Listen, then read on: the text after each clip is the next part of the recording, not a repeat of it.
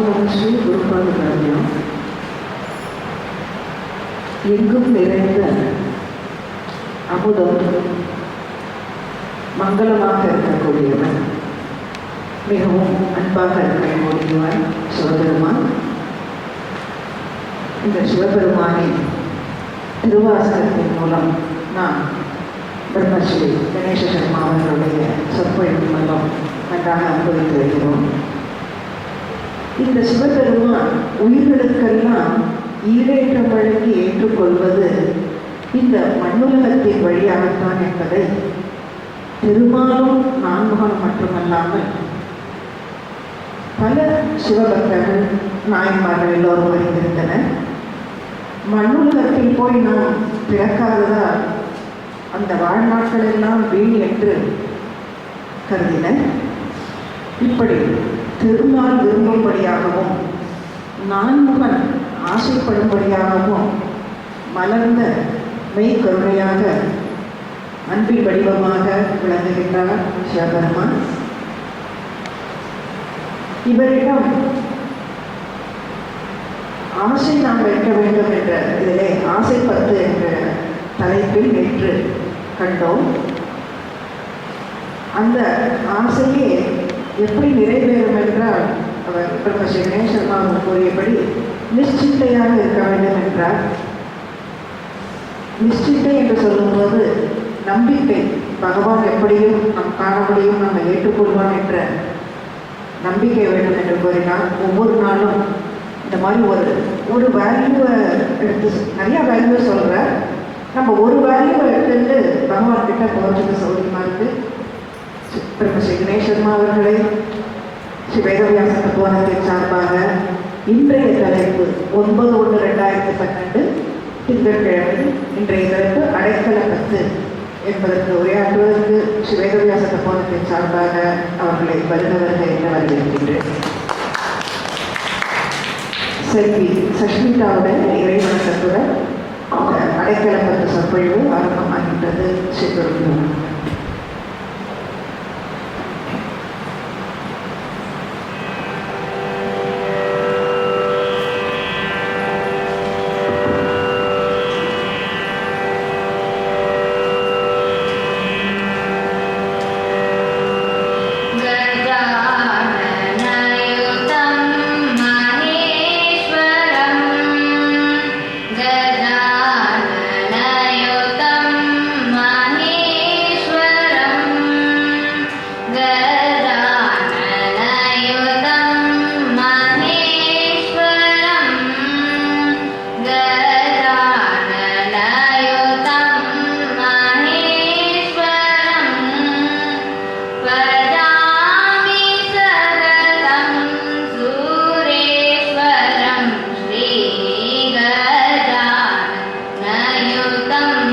Madre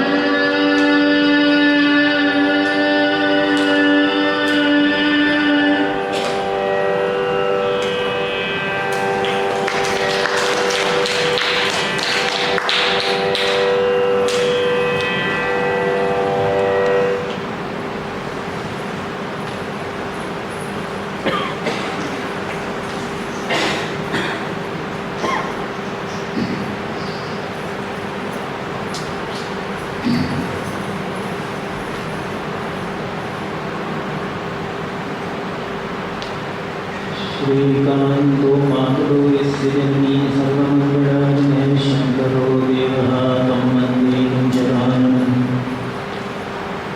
वाकुण्डां नल्लवनमुण्डां मामलगाळ्ळों कुण्डां நீயுடங்காது பூக்கொண்டு துப்பார் குரலை தும்பிக்கையான் பாதம் தப்பாமல் ஷார்வார் தமக்கு श्रुतिस्मृतिपुराणानामालयं करुणालयं नमामि भगवत्पादशङ्करं लोकशङ्करम् अपारकरुणासिन्धुं ज्ञानदं शान्तरूपिणं श्रीचन्द्रशेखरगुरुं प्रणमामि मुदान्वहम् सदाशिवसमारम्भं शङ्कराचार्यमध्यमाम् अस्मदाचार्यपर्यन्तां वन्दे गुरुपरम्परां वन्दे गुरुपरम्पराम् गुरुर्ब्रह्मा गुरुर्विष्णु गुरुर्देवो महेश्वरः गुरुसाक्षात् परब्रह्म तस्मै श्रीगुरवे नमः.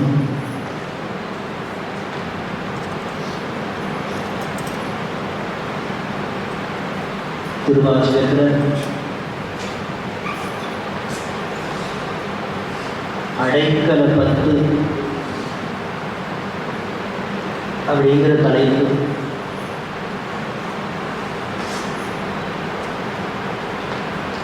ஒன்றுமே சொன்னோம். அடைக்கலம் அப்படின்னா ஆசிரியிக்கிறது அப்படின்னா என்ன? டிபெண்ட் பண்ணுறது. ஏதோ ஒரு விஷயத்தையோ யாரோ ஒரு மனுஷாலையோ எதையோ ஒன்று டிபெண்ட் பண்ணுறது. அது ஏதோ நம்மளை பண்ணும், அதை நம்பலாம் அப்படின்னு அதை நம்ப டிபெண்ட் பண்ணுறோம், ஆசிரியிக்கிறோம். அதுதான் அடைக்கலம் அப்படிங்கிறோம். நார்மலாக மனுஷ சுபாவம் என்ன அப்படின்னா, இந்த அடைக்கலம்னு ஒன்று டிபெண்ட் பண்ணுறது எப்போ டிபெண்ட் பண்ணுவோம் அப்படின்னா, நம்மளோட எஃபர்ட்டை ஃபுல்லாக யூட்டிலைஸ் பண்ணிட்டு அதில் ஃபெயில்யூர் ஆனோன்னு போய் பண்ணுவோம். முடிஞ்ச மட்டும் ஸ்ட்ரகிள் பண்ணி பார்ப்போம். நம்மளாலே தானே நம்மளை காப்பாற்றிட முடியுமா, நம்மளாலே தானே நம்ம சாமர்த்தியத்தில் ஏதாவது ஜெயிச்சிட முடியுமா அப்படின்லாம் பண்ணி பார்த்துட்டு கடைசியில் அது அத்தனையும் ஃபெயில்யூர் ஆனோன்னு ஏதோ ஒரு இடத்துல போய் அடங்கிடுவோம், ஒடுங்கிடுவோம். அந்த டிபெண்ட் பண்ணுறது அப்படின்னு ஆசிரியத்துன்னு எப்போ வரும் அப்படின்னு, நம்மள்கிட்ட ஒன்றுமே இல்லை, நம்ம ஜீரோ, நம்ம சக்தி இவ்வளவுதான், நம்மளோட சாமர்த்தியம் இவ்வளவுதான் ரியலைஸ் பண்ணினோன்னு ஒன்றுட்டு அடங்கும். போய் அது எங்கே அடங்கும், எப்படி அடங்குங்க? நம்மளை விட ஏதோ ஒன்று சக்தி இருக்கு, நம்மள்கிட்ட இல்லாதது ஏதோ நம்மகிட்ட இருக்கு அப்படின்னு நினைச்சுன்னு அதில் போய் அடங்கும். திரௌபதி என்ன பண்ணா, கடைசி வரைக்கும் ட்ரை பண்ணி பார்த்தா, தன்னோட மானத்தை காப்பாற்றி கொள்ளலாம் அப்படின்னு, முடியும் அப்படின்னு. இதில் நாம் கவனிக்க வேண்டியது, அப்போ திரௌபதிக்கு அவ்வளவு ஈகோவா அப்படின்னா, ஸ்வபாவம், மனுஷனோட ஸ்வபாவம். யாரோட சுபாவம் இருந்தால் கூட நன்னா தெரியும். 90 வயசு கிழவர், எனக்கு உடம்பு முழுக்க வியாதி, கவுண்ட் டவுன் ஆரம்பிச்சாச்சு, இத்தனையும் தெரிஞ்சிருந்தா கூட இன்னும் இந்த ஆஸ்பத்திரியில் போய் பார்க்கலாமா, இதை விட பெரிய ஆஸ்பத்திரியில் போய் பார்க்கலாமா, இங்கே இல்லையா அமெரிக்காவில் தூக்கி போய் பார்க்கலாமா, இப்படி தான் ட்ரை பண்ண தோணுமே வழிய,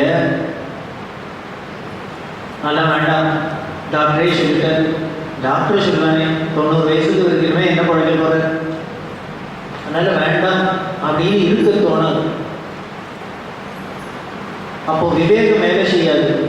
இந்த 90 வயசு கிழவ இனிமேல் எழுந்துன்னு வந்து என்ன பண்ண போறாரு, வீட்டுக்கு தான் ஏதாவது சாதிக்க போறாரா, இல்லை நாட்டுக்கு தான் சாதிக்க போறாரா, இவரோட பர்பஸ் எல்லாம் தேவையா உலகத்துக்கு, இவர் இருக்கிறது அவசியமா அப்படின்னா தோணாது. ஏதோ ட்ரை பண்ணி பார்ப்போம், முடிஞ்சா முடியட்டும் அப்படி. இது மனுஷ சுபாவம் இருக்கிறனால்தான் இந்த ஸ்வபாவப்படி அதுவும் லேடிஸ்க்கு ரொம்பவே இருக்கும் இந்த குணம். முடிஞ்ச மட்டும் அவளுக்கு என்ன தோணும்னு, நம்ம சமத்துல நம்ம சாமர்த்தியத்தில் எதையோ சாதிச்சுள்ளோம் அப்படின்னே தோணும். அப்படி தோன்ற அந்த ஸ்வபாவப்படி தான் திரௌபதியை ட்ரை பண்ணினான், அவ்வளவுதான். நேச்சுரலி அது ஃபெயிலியூர் ஆனோன்னு அப்புறம் யாரை ஞாபகம் வந்ததுன்னு, எய்தாப்புல வீரர்களா தன்னோட 5 மதி உட்கார்ந்து இருக்கா, அவளை டிபெண்ட் பண்ணல. இதுக்கும் மேல பீஷ்ணர் துரோணர் முதலான மகாரதிகள்லாம் உட்கார்ந்து இருக்கா, அவ யாரையும் டிபெண்ட் பண்ணல, ஒருத்தரையும் டிபெண்ட் பண்ணல. எங்கேயோ கண்காணாத இருக்கிற பகவானை டிபெண்ட் பண்ணான். கண்ணெதிர்க்க இருக்கிற எந்த சக்தியையும் டிபெண்ட் பண்ணல. கண்ணுக்கு தெரியாத இருக்கிற ஒன்றை போய் டிபெண்ட் பண்ணான்.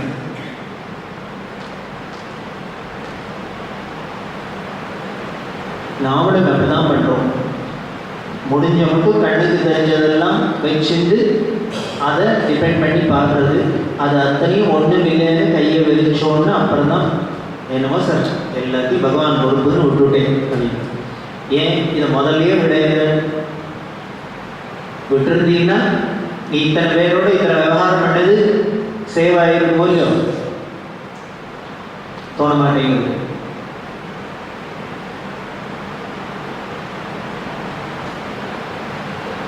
இதைத்தான் நமக்கு மகான்கள்லாம் எடுத்து காமிக்கிறார். நீ எல்லாத்தையும் ட்ரை பண்ணிட்டு ஃபெயிலூர் ஆகி அப்புறம் போய் கட்சியில விழறதுக்கு முதலே கொடுத்துறை. அது எப்படி சார் விழுறது? எனக்கு பலம் இருக்கே, பணம் இருக்கே, மனுஷா இருக்காளே, எல்லாம் இருக்கே, நான் எப்படி விடுறது அப்படின்னு. உனக்கு இருக்கிறாப்பலே இன்னும் உன்னை விட ஜாஸ்தி இருந்தவனா உனக்கு முன்னால் இருந்தாளே, அவளோட கதையெல்லாம் என்னாச்சு? இனிமேல் ராவணனுக்கு இல்லாத பலமா, அவனுக்கு இல்லாத ஆள்கிட்ட பஞ்சபூதங்களும் பயந்து நடுங்கி நின்றுது அவன்கிட்ட. இத்தனை டிகிரி செல்சியஸ்ல தான் உஷ்ணம் இருக்கணும்னா அக்னி கட்டுப்பட்டு இருந்தார். இத்தனை கிலோமீட்டர் ஸ்பீட்ல தான் காற்று வீசணும்னா வாயு கட்டுப்பட்டு இருந்தார். அப்படி பஞ்சபூதங்களும் அடக்கி ஆண்டு ஒருத்தன் கடைசியில என்ன ஆச்சு? ஆஃப்டர் ஆல் ஒரு மனுஷன்கிட்ட போய் தோக்க முடியுமா ஆச்சு.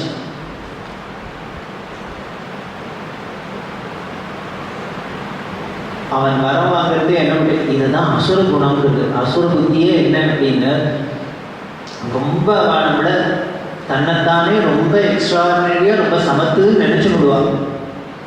ஆனா அவளை போல அஷடு வேற யாரும் இருக்க மாட்டான். இது இத்தனை சரித்திரத்தையும் புராணத்தையும் எடுத்து பார்ப்போம், திருப்பி திருப்பி திருப்பி ஒரே பல்லவியில தான் வந்து நிற்கும். ஹிரண்யகிஷ்பு வரம் கேட்டானே, அழகா ஒரே வரத்தில் கேட்டுருக்காங்க. நான் ஷாகவே காது சுவாமி, வரம் கேட்டுருந்தா தீர்ந்தது கதை. அதை கேட்காத என்ன பண்ணாங்க, உள்ள சாப்பிடாது, வெளியில சாப்பிடாது, அவனால சாப்பிடாது, இதால சாப்பிடாது, கையால் என்னெல்லாமோ வேண்டாத 100 கண்டிஷன் போட்டான். வரமும் கொடுத்தார். இவன் இவ்வளவு கெட்டிக்காரன்னு கேட்டிருந்தான்னா வரம் கொடுத்தாருன்னா, வரம் கொடுத்தவர் எவ்வளவு கெட்டிக்காரனா இருப்பார். அவர் என்ன பண்ணார், இத்தனை கண்டிஷனுக்கும் ஒரு லூப் ஹோல் வச்சுட்டு ஒரு அவதாரம் பண்ணினார். செய்தவராயிருக்கு. அவன் இனிமே இரண்யகசிபுவோட பிரபாவத்தை விழுந்து விழுந்து பேசி என்ன பிரயோஜனம்? கடைசியில் 0 வரை எடுத்து ராவணனோட பிரபாவத்தை, அவனோட வீர பராக்கிரமத்தை விழுந்து விழுந்து பேசி என்ன பிரயோஜனம்? இவன் இவாளப்படாது, அவாளப்படாது, தேவப்படாது, எல்லாத்தாலையும் விடாதுன்னோ மனுஷனாலையும் விடாதுன்னு கேட்டுருக்க கூடாதோ கேட்க தெரியல. காரணம் என்ன? அப்படி துச்சமா நினைச்சான். என்ன அற்றால் மனுஷன் என்ன பண்ணிவிடுவோம்? இதுலேருந்தே தெரியுது, எதை ஒன்றை நாம் சாதாரணமாக அண்டர் எஸ்டிமேட் பண்ணுறோமோ, துச்சமாக நினைக்கிறோமோ, அதுதான் நமக்கு கடைசியில் வந்து எய்தாப்பில் வில்லனாக இருக்கும். புத்திசாலியாக இருந்தால் நம்ம அடி மனசுல எதை நாம சாதாரணமாக நினைச்சிருக்கோங்கிறத கண்டுபிடிச்சு அதுகிட்ட மட்டும் கொஞ்சம் கேர்ஃபுல்லாக இருக்க ஆரம்பிச்சிட்டோம்னா நம்ம ஜெயிச்சுடலாம். இருக்க விடுமாங்க, இருக்க விடாத தடுக்கிறதுக்கு தான் ஒன்றும் ரெடியாக காத்துருக்கு. அதுக்கு பேர் ஈகோ, மாயை, பிரம. லேசில் விட்டுறாது. அப்போ மகான்கள்லாம் சொல்றான்னு சொன்னோம், இப்படி நீ உன்னோட எஃபர்ட் ட்ரை பண்ணிட்டு அப்புறம் ஃபெயிலியர் ஆகிட்டு நினைச்சிட்டு அப்புறம் அழுதுட்டு மூஞ்சியை தூக்கிட்டு போய் ஒன்றுகிட்ட டிபெண்ட் பண்ணாத, நல்லா சிரிச்ச மனசோடையே முதல்லயே போய் டிபெண்ட் பண்ணிடும் அப்படின்னா. இதெல்லாம் இருக்கே, இதை பார்த்தப்பறம் எனக்கு டிபெண்ட் பண்ண வரலன்னு அப்போ ஒன்று பண்ணுங்க, இது அத்தனையும் தூக்கி அவர் காலடியில் போட்டுரும். முதல்ல இது அத்தனையும் அதுக்கு சரண்டர் பண்ணிவிடும், ஹேண்ட் ஓவர் பண்ணிவிடும். இப்போ நீ எம்டி ஆகிடுவ, இப்போ போய் சரண்டர் ஆகிடும். இதுக்கு பேர் தான் சரணாகதின்னு பேர், பராபக்தி அப்படின்னு பேர். இது ரொம்ப முக்கியம். இதுக்கு பேர் தான் சரணாகதி அப்படின்னு. இந்த சரணாகதியை சிம்பிளாக சொல்லணும்னா, உன்னை டிபெண்ட் பண்ணுறோம், உன்னை நம்புறோம் அப்படின்னா எப்படி நம்பணும்? ஒரே வார்த்தையில் சொல்லணும்னா, பிறந்த குழந்தை தாயாரை எப்படி நம்புறதோ அப்படின்னா, பிறந்த குழந்தை நாம் அம்மாவை டிபெண்ட் பண்ணிட்டு இருக்கோம், அம்மா நமக்கு வேலைக்கு பால் ஊட்டுவோம், நம்மளை குளிப்பாட்டுவோம், அத்தை பண்ணும் இத்தை பண்ணுவோன்னு அந்த சிந்தனை கூட கிடையாது அதுக்கு. ஆனால் இந்த குழந்தையோட சிந்தனை முழுக்களும் தாயாருக்கு இருக்கு.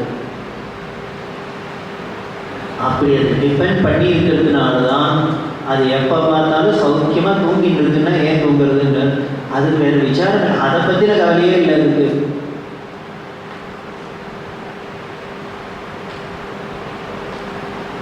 காரணம் அதை ப்ரொடெக்ட் பண்ணுறதுக்கு தயார் இருக்கா, அவ்வளோதான். இந்த குழந்தை எப்படி அம்மாட்ட நம்புறதுன்னு கூட சொல்ல முடியாது. அதுக்கு என்ன நம்பிக்கைன்னு உங்களுக்கு தெரியுமா? நம்ம ஏமாந்து போயிடும் பண்ணுவாங்கன்னா இதுதான் தெரியுமா? இருக்கு எண்ணமே கிடையாது. பிளைனா இருக்கு, வெறும் பிளைனா அப்படியே தாயார் வழியில கிடக்கு. அதனால தான் நிர்மலமாக இருக்குது. குழந்தையை பார்க்க பார்க்க பார்க்க நமக்கு ஒரு ஆனந்தம் இருக்குது. அப்படின்னா எந்த குழந்தையா இருக்கட்டும் மடியில் போட்டு பார்த்துட்டே இருக்கும், ஒன்றும் பண்ண வேண்டாம், வெறுமனை பார்த்துட்டு தான் போகும். அதுவும் குழந்தையோட எப்போ கொஞ்சம் ரொம்ப கொஞ்சம்னு தோணும், என்னென்னா தூங்குறதே தான் கொஞ்சம்னு தோணும். பெரிய வேண்டாம் வெய்வா, அதை எழுப்பி விட்றாத எழுப்பி விட்றாது. என்ன இப்படி ரசிக்கிறதுக்கு இருக்கு? அது கருப்பு குழந்தையா இருந்தாலும் சரி, சேப்பு குழந்தையா இருந்தாலும் சரி, இது அழகாக உள்ள குழந்தையா இருந்தாலும் சரி, அழகில்லாத குழந்தையா இருந்தாலும் இது நன்னா இருக்கும். ஏன்னா உள்ளுக்குள்ள அகத்தழகு முகத்துலன்னு அது மனசுக்குள்ள எந்த ஒரு சித்த விகாரமும் இல்லாத எண்ண அலைகள்லாம் எழுப்பாத நிர்மலமாக பிளைனாக இருக்கிறதுனால நேச்சுரலி அழகாக இருக்கு. நம்மள்கிட்ட அந்த சித்த விகாரம் வந்துட்டதுனால நம்மளோட உள்ளழகு கெட்டு போனோன்னு வெளி அழகும் தானே கெட்டு போயிடுது. இப்படி வெளி அழகு கெட்டு போயிடுதுன்னா என்ன பண்ண வேண்டியிருக்குன்னு அதை மேக்கப் பண்ண வேண்டியிருக்கு.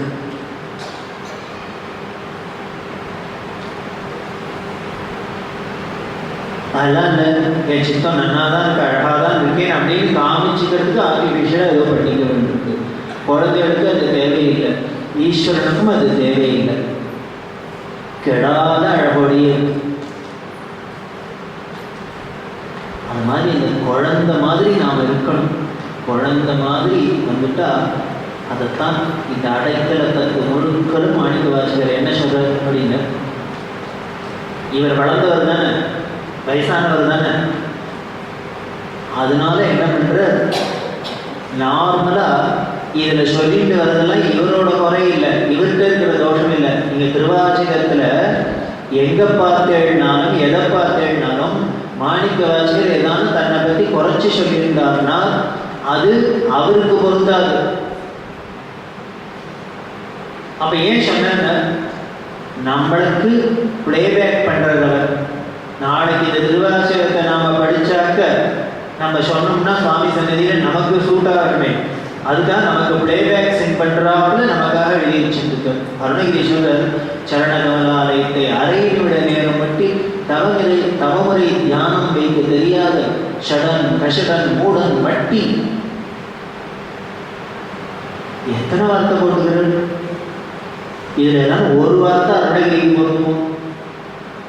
அவர் என்ன ஷடனா கஷடனா மூடனா மட்டியா இல்லை சரணகமலாலயத்தை அரை நிமிட நேரம் பற்றிங்கிறார். 30 செகண்ட்ஸ் மனசுல தியானம் பண்ண தெரியாத ஒரு ஆவரேஜ் மனுஷனா அவருக்கு அந்த சரணகமலாலய தியானத்தை தவிர வேற ஏதாவது இருந்துதா? வேற ஒண்ணி 6 நிமிஷம் கூட நினைக்க முடியல அவரால்.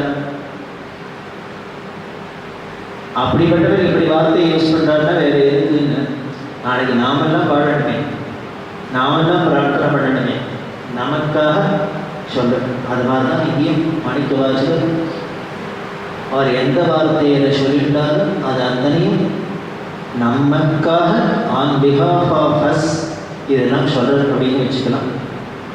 அப்படி அந்த சரணாகதியை இந்த அடைக்கல பத்துல சுவாமிகிட்ட பிரார்த்தனை பண்றது. நீ தான் எனக்கு பொறுப்பு, you are responsible for me. அப்படி எனக்கு ஏதாவது நல்லது கிடைக்கலன்னா என்னென்ன ஜாகிரதை, உனக்கு தான் கஷ்டம். எனக்கு ஒன்றும் இல்லை, போயிட்டு போகிறேன், குடிச்சவராக தான் போகிறேன். ஆனால் உலகம் ஒன்றை விடாது, ஜாகிரதை. இதே ஒருத்தர் டிபெண்ட் பண்ணினவாட ஒருத்தர் காப்பாற்றலை அப்படின்னா அதை விட ஒரு கெட்ட பேர் உண்டா?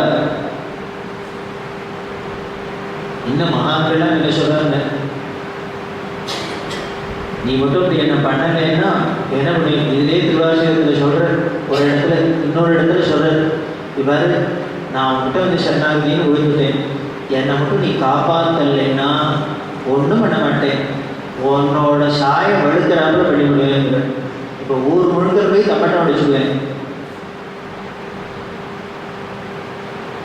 உன்னை பற்றி தப்பட்டம் அடிச்சுடுவேங்கிற. நம்பினை எடுத்துட்ட, நம்பினை காப்பாற்றுவேன், நம்பினை காப்பாற்றுற உன் பேருக்கு எடுத்துருவேன், அதனால உன் பேரை காப்பாற்றி இருக்கவன என்னை காப்பாற்று அப்படின்னா அந்த அளவுக்கு. இதை எதை காமிக்கிறது? இந்த சுவாமி எனக்கு ரிட்டர்ன் பண்ணுறாரா, பயமுறுத்துறாரா, பிளாக்மெயில் பண்ணுறாரா? இல்லை, அந்த அளவுக்கு நம்பியிருக்காருன்னு தெரியும். அந்த அளவுக்கு அவர் ஈஸ்வரனை சரணம் அடைஞ்சிருக்கார் அப்படின்னு தெரியும். நம்ம அதான் இந்த அடைக்கல பத்தில் சுவாமி பூர்ணமாக சரணாகதி பண்ணி என்னை நீ காப்பாற்ற அப்படிங்கிறது. அது முதல்ல செழுங்கமலம் திரளான நீ சேவடி சேர்ந்தமைந்த பழுத்த மனத்தடியர் உடன் போயில.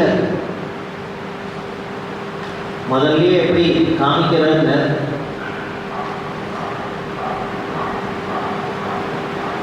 யாரெல்லாம் போய் சேர்ந்தாங்கிறத சொல்றேன். நான் போய் சேரணும், நான் சேரல அதை விட்டுடும். யாரெல்லாம் போன செழுங்கமல திரடன நின் சேவடி சேர்ந்தமைந்து பழுத்த மனத்தடியார். அப்படியே உன்ட்ட பக்தி பண்ணி பண்ணி பண்ணி பண்ணி பழுத்து இருக்கு இல்லையா? அப்படி பழுத்த மனத்தோடு சேர்ந்த உடைய அடியார்கள்லாம் என்ன பண்ணாங்க, அப்படியே தாமரை கூட்டம் மாதிரி இருக்கிற செக்கச்சிவந்த உன்னோட செம்மன் திருப்பாதத்துல வந்து சேர்ந்துட்டார். சேவடி சேர்ந்து அமைந்த உன்னோட சரணத்துல போய் அப்படியே லயமாயிட்ட பழுத்த வந்த அடியாரெல்லாம் போயிட்டா, உன்னோடைய போயிட்டா. ஆனால் யான் பாவிய புழுக்கன் உடை புன்புறந்தை கொல்லா கல்வி ஞானமிலா அழுக்கமன தடியே உடையார் உன் அடைக்கலமே. இங்கேயே இப்படி சொல்ற, முதல்ல யாரெல்லாம் போய் சேர்ந்தாலோ ஈஸ்வரன்ட்ட அவள்லாம் பழுத்த மனத்தோடைய பக்தான்னு சொன்னார். தன்னை பற்றி சொல்லிக்கிறது என்ன பண்ணார், அழுக்கு மனத்தடியேங்கிறார். அவள்லாம் பழுத்தவாளா, இவர் அழுக்கு. எத்தனை அழுக்கு? 6 விதமான அழுக்கு இருக்கு. ஷண்மலம் அப்படிங்கிறோம். காமம், குரோதம், லோகம், மோகம், மதம், மாத்சரியம். இப்படி 6 விதமான மலம்னா நம்ம மனசுல ஒட்டின்னு இருக்கு, சேர்ந்துருக்கு. அப்படி அழுக்கு மன தனிய புழுக்கள் உடைய முன்குரம்பை கொல்லா கல்வி ஞானம் இல்லார். என்னோட சரீரமே ஒரே குரம்பையா இருக்கு, அதோட இல்லை மனசு வேற இப்படி அழுக்கா இருக்கு. சரி, இதுக்கெல்லாம் மேல இந்த உடல் உணர்வுலேயே என்னோட சரீர பிரஜையிலே இருக்கிறதுனால கல்வி ஞானம் இல்லை. உன்னை எப்படி அடையிறது, எப்படி பக்தி பண்ணணும், அந்த பழுத்த மனத்தடியாரெல்லாம் உன்னை என்ன பண்ணினா என்ன செஞ்சுட்டு அடைஞ்சா அப்படிங்கிற அறிவு இல்லாத இருக்கு. அப்பேற்பட்ட என்னையும் உடையால் ஒரு அடைக்கலமே. இதுலேயே பரமேஸ்வரன் என்ன பண்றாங்க, இவர் உன்னோட பெருமை ஏதோ நல்லவாடல்களானா அடைக்கலமா இருந்து அவளனா காப்பாற்றுறதுங்கிறது உனக்கு பெருமை இல்லை, என்னையும் காப்பாற்றினாதான் உனக்கு பெருமை. பழுத்த மனத்தடியாரை காப்பாற்றுறது உனக்கு பெருமையா இருக்கலாம், இதே மாதிரி அழுக்கு மனத்தடியரையும் காப்பாற்றினது தான் உனக்கு பெருமையா இருக்கும். அதுக்காக நான் உன்னை அடைக்கலமா அடையிறே, என்னை ஏற்றுக்கும் அப்படிங்கிறது. ரெண்டாவது, வெறுப்பனவே செய்யும் என் சிறுமையை நின் பெருமையினால் பொறுப்பவனே அரா பூண்பவனே, பொங்கு கங்கை சடை செருப்பவனே, நின் திருவருளால் என் பிறவியை வேறு அறுப்பவனே, அடியேன் உன் அடைக்கலன். பரமேஸ்வரன் கங்காதரன். ஏன் இங்க கங்கை சடை செருப்பவனே அப்படின்னு சொன்னாங்க. கங்கையை பரமேஸ்வரன் தலையில தாங்கினார். மகாவிஷ்ணு வாமனரா அவதாரம் பண்ணி மகாபலியில யாச்சகம் வாங்கி திருவிக்கிரமனா விஸ்வரூபம் எடுத்து வானுலக தமிழ்களும் ஆகாசத்தை அப்படியே ஒரு அடியாக அளந்தார். அப்படி அளக்கிறதே பிரம்மாதி தேவதைகள்லாம் அந்த விஷ்ணுவோட பாதம் இல்லையா, அதை பூஜை பண்ணணுமே, அதுக்கு பூஜை பண்ணினா அப்போ விஷ்ணு கையில் எப்பொழுதும் கமண்டலம் வச்சுட்டு தீர்த்தம், அந்த கமண்டலத்தினால அபிஷேகம் பண்ணிட்டேன். அப்படி அபிஷேகம் பண்ணினது தான் விஷ்ணுவோட பாதத்தை பிரம்மாவோட கை தீர்த்தத்தால் அபிஷேகம் பண்ணினது தான் ஒரு நதியா புனித நதியா பெருகி கங்கை அப்படின்னு நதியாக இருந்தது. அப்படி பெருகின அந்த நதி வானுலகத்திலேயே இருக்குது, தேவலோகத்திலேயே இருக்குது. கங்கையோட சிறப்பு, எத்தனையோ நதிகள் இருக்கு, எத்தனையோ குளம் இருக்கு, எத்தனையோ தீர்த்தங்கள் இருக்கு. இந்த கங்கைக்கு மட்டும் தனி சிறப்பு என்னென்ன, விஷ்ணுவோட பாதோதகம். விஷ்ணுவோட பாதோதகம் பிரம்மாவோட கையில் இருந்தது, அவரோட ஹஸ்தோதகம். இப்போ திருமூர்த்திகள்ல 2 பேரோட சம்பந்தப்பட்டிருக்கு, அவர் கையில் இருந்தது, இவர் கால்பட்டது. மூணாவதா பரமேஸ்வரோட சிரசில் இருக்கிறது.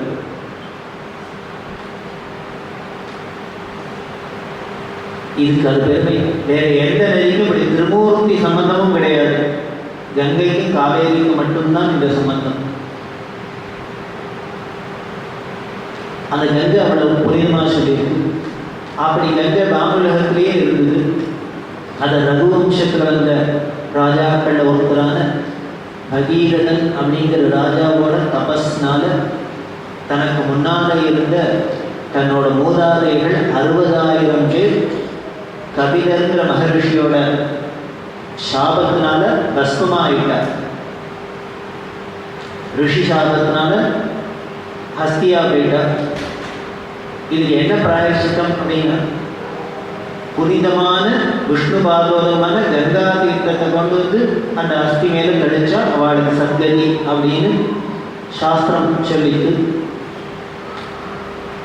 இந்த கங்கையை எப்படி கொண்டது இருக்கோ விண்ணுலகத்தில் இருக்கு, தேவலோகத்தில் இருக்கு, எப்படி எடுத்துட்டு வருது, அதுதான் என்னோட பகீரதன் தபஸ் பண்ணின. அதாவது இது எதை காமிக்கிறதுன்னா, அவளோட பிதிருபக்தி, தன்னோட பிதிருக்களை கரையேற்றணுங்கிறது பகீரதனுக்கு என்ன ஒரு ஆர்வம், என்ன ஒரு பக்தி அப்படிங்கிறது காமிக்கிறது. அந்த பிதிருபக்திக்கு இறங்கியே இவரோட தபஸ்க்கு இறங்கி ஆகாசத்திலேருந்து கங்கை கீழே வர சம்மதிச்சா. கீழே வரா. கீழே வந்தால் மேலேந்து ஒரு வாட்டர் ஃபால்ஸ் கீழே விழுந்தா என்ன ஆகும்? அவ்வளவு பிரவாகமாக ஒரு தண்ணி ஃபோர்ஸாக கீழே விழுந்தா என்ன பண்ணும்? ஹைட்ரோ பவர் ஜென்ரேட் ஆகிடும். நமது புராணம்லாம் வெறும் கட்டுக்கதை மட்டும் இல்லை, ரொம்ப சயின்டிஃபிக்காகவும் அதுக்கு விஷயம் இருக்கிறது. அப்படி பூமியில் அப்படி வந்ததுன்னாக்க அவ்வளோ ஃபோர்ஸாக வாட்டர் விழுறது நேச்சுரலி கரண்ட் ஜென்ரேட் ஆகிடும், பஸ்பம் ஆகிடும். பூமி தாங்க முடியாது பூமியால், பூமியில் உள்ள ஜீவராசிகளால். இதை தெரிஞ்சுன்னு உடனே தேவதைகள்லாம் பிரார்த்தனை பண்ண, ஆபத்து வந்துருக்கு, இந்த தண்ணி அப்படியே கீழே விழுந்துன்னா எல்லாரும் பஸ்பமாகிடுவா, தாங்காது, நீ தான் பாதுகாக்கணும் அப்படின்னு யார்கிட்ட கேட்டால்? விஷ்ணுகிட்ட தானே கேட்கணும். அவர் தானே பரிபாலனை பண்ணுறது, இத்தனை பேரையும் காப்பாற்ற வேண்டிய டியூட்டி அவர் தானே வந்து பார்க்கணும். ஆனால் அவர்கிட்ட சொல்லல, பரமேஸ்வரத்தை வந்து கேட்டார். நீங்கள் எந்த புராணத்தில் வேணால் எடுத்து பாருங்கோ, ரொம்ப கிரிட்டிக்கலாக சுச்சுவேஷன் போய் நம்மளால இன்னும் ஒன்றும் பண்ண முடியாதுங்கிறது யாருக்கு வருவாங்க? பரமேஸ்வரத்தை வருவாங்க. அவர்கிட்ட வந்து கேட்டார். அவரா போக அப்படியே பண்ணுறேன் அப்படின்னு கவலைப்படாத அப்படி நேரம் வந்த தன்னோட ஜடாபாரத்தை பிரித்து நின்று அத்தனையும் தன் தலையில் வாங்கிட்டு அப்படி ஜடாபாரத்தில் ஒரு டேம் கட்டிட்டு சுற்றி போட்ட விட்ட. இப்போ வருஷம் இத்தனை டிஎம்சின்னு அளந்து விட்டுருக்கு நமக்கு. அத்தனை ஷாக் அப்சார்பர், அத்தனை ஷாக்கையும் அவர் வாங்கி விட்டார் கணேசன். எதுக்கு இங்கே இதை சொல்றார் அப்படின்னா, பொங்கு கங்கை சடை செருப்பவனை அப்படின்னு ஏன் பரமேஸ்வரனை கொண்டாடுற அப்படின்னா, நீ அப்பேற்பட்டதெல்லாமே தாங்கிட்டு எல்லாரையும் காப்பாற்றிக்க கருணையினால. அதனால என்னோட குத்தத்தெல்லாம் பொறுத்துக்கிறது ஒன்றும் அவங்க பெரிய கஷ்டம் இல்லைங்கிறாப்புல சொல்றது. அதான் சொல்ற, வெறுப்பனவே செய்யும் என் சிறுமையை. நான் பண்ணுறது ஒன்றாலும் யாருக்காலும் பிடிச்சிருக்கிறாங்களோ ஒரு காரியம் பண்ணுறீங்கன்னா, எல்லாம் யார் நான் பண்ணுற காரியத்தை எதை பார்த்தாலும் எல்லாருக்கும் ஒரு வெறுப்பு, ஒரு அசைவு. என்னையாது இப்படி சொல்கிறோம், என்னையாது இப்படி பண்ணுறோம் அப்படிங்கிறாங்களே தான் இருக்க வேண்டிய. என்னவோ பண்ணியிருக்காங்க சுவாமி அப்படின்னு சொல்கிறாப்புல ஒன்றும் இல்லை என்கிட்ட. அப்படி வெறுப்பனை செய்யறதே என்னோட வேலை. ஏன்னா நான் சிறுவன்,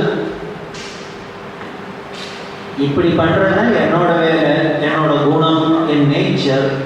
ஆனால் அதை நீ என்ன பண்ணுறேன்னு, என் சிறுமையை நீ பெருமையினால் பொறுப்பவனே அப்படின்னு இதை பொறுத்துக்கிறது தான் உன்னோட நேச்சர். காரணம் என்ன? பெருமைக்கெல்லாம் இருப்பிடமாக இருக்கிறவன். தப்பு பண்ணுறத மன்னிக்கிறது தானே பெரியவர்களுக்கு அழகு.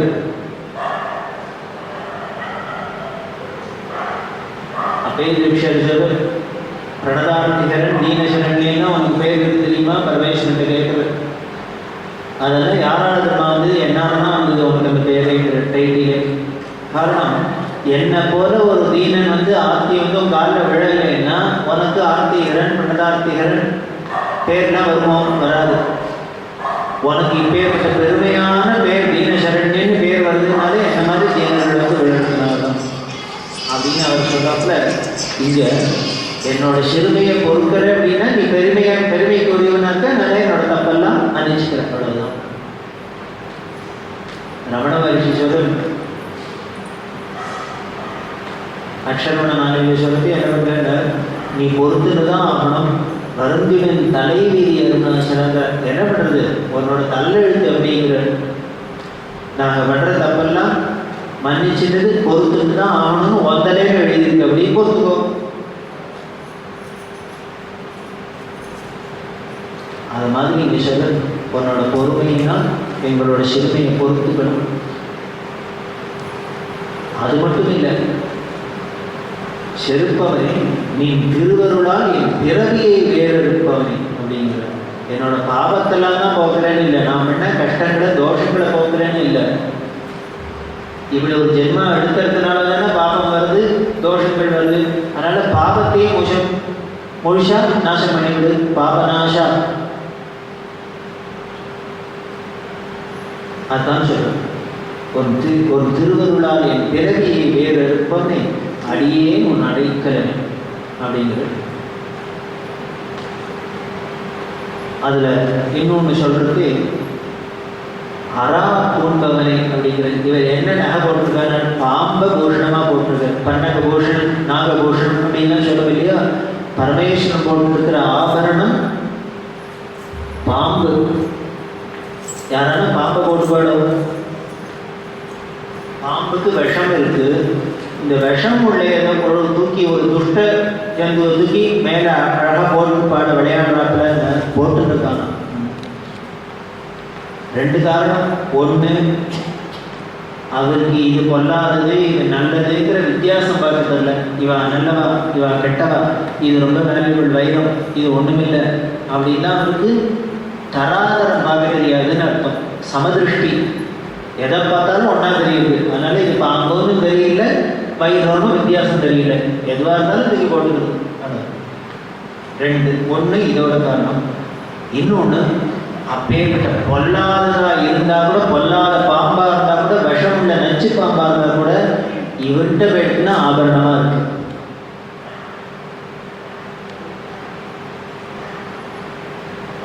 துளசிதாஸ், கோஸ்வாமி துளசிதாஸ் ராமச்சரிதமானசத்தில் ரொம்ப அழகாக அந்த முதல்ல இருக்கிற அந்த மங்களாசாசன ஸ்லோகமே ரொம்ப அழகாக இருக்கும். அதெல்லாம் சம்ஸ்கிருதத்தில் தான் பண்ணினேன். அதுக்கப்புறம் அவர் ராமச்சரிதமானசத்தை சமஸ்கிருதத்தில் பண்ணுறதான் ஆரம்பித்தார். காசியில் விஸ்வநாதர் ஆக்ஞை பண்ணார், இதை பண்ணு, ராமச்சரித்திரத்தை எழுது. அதில் சொல்கிற குருவை யார் சொல்கிறேன்னா விஸ்வேஸ்வரன் தான் குருவாக சொல்கிறார். பண்ணி என்ன, இவர் ராமாயணத்தை எழுதி கொண்டு சுவாமி சன்னதியில் வச்சார். மறுநாளைக்கு காத்தாலும் இந்த பேப்பரை பார்த்தா ஒன்றும் இல்லை. இந்த ஃபேக்ஸ் பண்ணி வச்ச பேப்பரை தூக்கி வச்சாக்க திடீர்னு காணாப்படுமே, அது மாதிரி அழிஞ்சு போயிடுது. இப்படி ஒரு நாளைக்கு வச்சு 2 நாளைக்கு வச்சு வைக்க பார்த்தா முதல் நாளைக்கு கவனம் பண்ணி இவர் எழுதிட்டு ராமாயணத்தை எழுதி கொண்டு சுவாமி சன்னதியில் வச்சுட்டு மறுநாள் பார்த்தா ஒன்றும் இல்லை, வெறும் பேப்பராக இருக்கு. இப்படி பண்ணோன்னு அவர் புரியல. இந்த சுவாமி தான் எழுத சொன்னார், மெனக்கிட்டு எழுதியிருக்கோம், எல்லாம் எங்கே காணாமல் போச்சு அப்படின்னா வருத்தப்பட்ட சுவாமிகிட்ட கிட்ட, நீ சொல்லி தான் நான் எழுதுறேன், ஏன் இப்படி எல்லாம் நிற்க மாட்டேங்கிறது போகுது. அதுக்கு சுவாமி சொன்ன உன்னை நான் சமஸ்கிருதத்தில் எழுத சொன்னேன். சம்ஸ்கிருதத்தில் தான் வால்மீகி எழுதிட்டாரு, அப்புறம் நீ என்ன திருப்பி டூப்ளிகேட் எழுதுறது? அப்போ என்ன பண்ணுங்க, பாமர ஜனங்களுக்கும் புரியுதாவது பிராகிருத பாஷையில் ஹிந்தியில் எழுதுங்க. சமஸ்கிருதம் தெரியாதவாளுக்கும் படிக்க முடியாதவாளுக்கும் உபயோகமாக இருக்கணும்னு ஒன்று எழுதி சொன்னால், நீ இனிமேல் வால்மீகி பண்ணத்தை நீ பண்ணுறதுக்கு அதையே எடுத்துட்டு போகிறது இது தானே அப்படின்னு. அதுக்கப்புறம் தான் அவர் ஹிந்தியில் ராமச்சரித்திரத்தை எழுத ஆரம்பிச்சார். அதனால முதல்ல இருக்கிற இந்த மங்களாசாசன ஸ்லோகம் மட்டும் சமஸ்கிருதத்திலே அப்படியே இருக்கு. அதில் ரொம்ப அழகாக இருக்கும். பரமேஸ்வரோட பெருமையை சொல்ற வந்தே போதமயம் நித்யம் குரு சங்கர ரூபிணம் எம் ஆஸ்ருதோகி வக்ரோகி சந்திரஹா சர்வத்திர வந்தியதே. குரும் சங்கர ரூபிணம், குருவாக இருக்கிற குரு ரூபத்தில் இருக்கிற சங்கரனே உனக்கு வந்தே, உனக்கு நமஸ்காரம். நீ எப்படி இருக்க? போதமயம் நித்தியம், அப்படியே ஞானஸ்வரூபமாக இருக்க, நித்திய வஸ்துவாக இருக்க. அப்பேற்பட்ட சங்கரனே குருவே உனக்கு நமஸ்காரம். உன்னோட பெருமை என்ன தெரியுமான? எம் ஆஸ்ருதோகி வக்ரோவி, உன்னை சரணாகதி பண்ணினவா, உன்னை சரண் புகுந்தவா, பொல்லாதவனா இருந்தாலும் வக்கரமா இருந்தா கூட நீ என்ன பண்ணிடுறவாழன்னு சர்வத்திர வந்தியது, எல்லாரும் நமஸ்காரம் பண்றாப்புல பண்ணிடுறேன்னு. அது எப்படி சார் அசத்தவை யாரும் நமஸ்காரம் பண்ணுவாடுன்னு? அதுக்கு உதாரணமாக காமிக்கிற சந்திரனை பண்ணலையா நீ?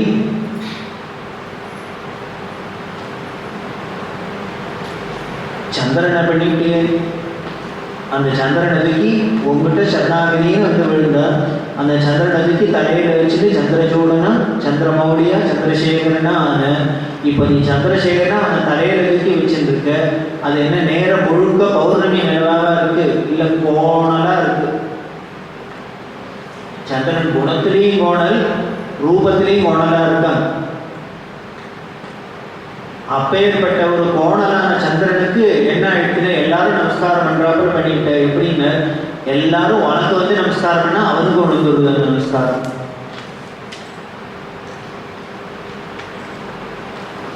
அதான் சொல்றது, எம் ஆசிரிதோகி வக்ரோகி சந்திரா சர்வத்திர வங்கியது. எல்லாராலையும் நமஸ்காரம் பண்ண முடியுமா பண்ணிட்ட. அது மாதிரிதான் இந்த பாம்புக்கு ஏதாவது நல்ல பாம்பை பார்த்தாக்க யாராலும் விழுந்தடிச்சுன்னா ஓடுவா, நமஸ்காரமா பண்ணுவாங்க. பரமேஸ்வரன் கழுத்தில் இருக்கிறதுனால அதுக்கும் சேர்த்து நமஸ்காரம். விஷம் உள்ள பாம்புக்கு நமஸ்காரம், கோணல் உள்ள சந்திரனுக்கு நமஸ்காரம். ஒரே கர்வமான ஓடி இருந்தா கங்கை விட்டேனா பாரு இந்த பூமியன்னு ஓடி இருந்தா அதை என்ன பண்ண சரணத்துக்கு ஒண்ணுமில்லாத அடக்கிட்டு. அப்படி கர்வத்தோட இருக்கிறவாளுக்கு, விஷத்தோட இருக்கிறவாளுக்கு, தோஷத்தோட இருக்கிறவாளுக்கு அத்தனையும் தூக்கி நீ உடம்புல வச்சுட்டு இருக்க. எல்லாம் ஒன்றை வந்து சரணாகதி பண்ணி உங்ககிட்ட சேர்ந்துட்டதுனால இப்போ அதுல அத்தனையும் சேர்த்து நாங்கள் நமஸ்காரம் பண்ண வேண்டும். உலகம் முழுக்க நமஸ்காரம் பண்றது. ஏ சங்கரா, உன்னோட பெருமை இதாங்க. அதுதான் நீங்க சொல்றது. சுவாமிகள் மாணிக்கவாசகரும் கங்கையை சொன்னார், பாம்பை சொன்னார். இப்படி இல்லாமல் இருக்கிறதுக்கு காரணம் என்னென்ன? யாரும் நாங்கள் அதோட இண்டிவிஜுவல் குவாலிட்டியை பார்க்கறது இல்லை. ஒன்றை சேர்ந்துருக்குன்னா அப்புறம் ஒன்றைக்கு உனக்கு என்ன பூஜையோ உனக்கு என்ன மதிப்போ அதே தான் அதுக்கு கொடுக்குறோம் அப்படிங்கிறது. அதை வச்சுன்னு சுவாமிகள் இங்கே சொல்ல மாணிக்கவாசகர். அதனால அவள்னா எனக்கு கேஸ் ஸ்டடி காமிக்கிறது. இப்படி போனாமனா இருந்தவொடனே அவங்கள்ட்ட வந்து நல்ல பேர் வாங்கிட்டு அவளுக்கு நமஸ்காரம் ஆகிட்டு என்னையும் தான் ஜெயித்து போய்ங்கிறது. வெறுப்பன வேலையும் என்னையும் தான் அவனோட அறிவியலில் சேர்த்து முடியும். என்ன பக்கம்ல அதுதான் சங்கரனோட பெருமை அப்படின்னு சொல்லுவோம். அந்த குருன்னா அதுதான் திருப்பதி. என்னன்னு தோஷம் இருந்தாலும் அந்த தோஷத்தை பார்க்க தெரியாது. அது ஈஸ்வரனோட குணம். தெரியலன்னா காமாட்சி கோயிலுக்கு போகிறார். போகிற வழியில் கூட வந்தாலும் ஜனங்கள்லாம் வந்துட்டே இருந்தது. ரோட்டில் ஒரு ஓரமாக ஒருத்தர் காலில் பேண்டேஜ் எல்லாம் போட்டு கையில் ஒரு காப்பை ஊனிட்டு நின்றுட்டு பிச்சை எடுத்துருக்கு. பெரிய அப்படி தாண்டி போனால் திரும்பினா கூட வரவாள்கிட்ட சொன்னால் யார்கிட்டயாவது நான் கையில் பணம் இருக்கா, பைசா இருக்கா? இருக்கு. அவர் பாவம், அவருக்கு போடும் வழி. பெரியவாடே போடும் ரெக்கமெண்ட் என்ன பண்ணுறது? உடனே அவாவா கையில் இருக்க பர்ஸை வந்தா ஒருத்தர் 5 ரூபா நோட்டா போட்டுரு, ஒருத்தர் 10 ரூபா நோட்டா போட்டுரு, 50 ரூபா நோட்டு போட்டு விடுவிட்டு ஒரு நிமிஷத்துக்குள்ள 300 ரூபா சேர்ந்து கொடுத்தவருக்கு. அந்த ஆள் பார்த்தார், என்னைய அது திடீர்னு சுக்கரதசை மாதிரி. எட்டனா 4 நாள் விழுற இடத்துல திடீர்னு 300 ரூபா 400 ரூபான்னு பணம் விழுந்தா அவருக்கு என்னென்ன விதிச்சு போய் நிற்கிறார். விழுந்தது எல்லா பணத்தையும் போட்டோன்னு பெரியதா நகரணும். அந்த போக வேண்டியதான கோவிலுக்கு. உடனே என்னன்னா இப்போ கட்டெல்லாம் அவுத்துரும் அப்படின்னா போயிட்டான்.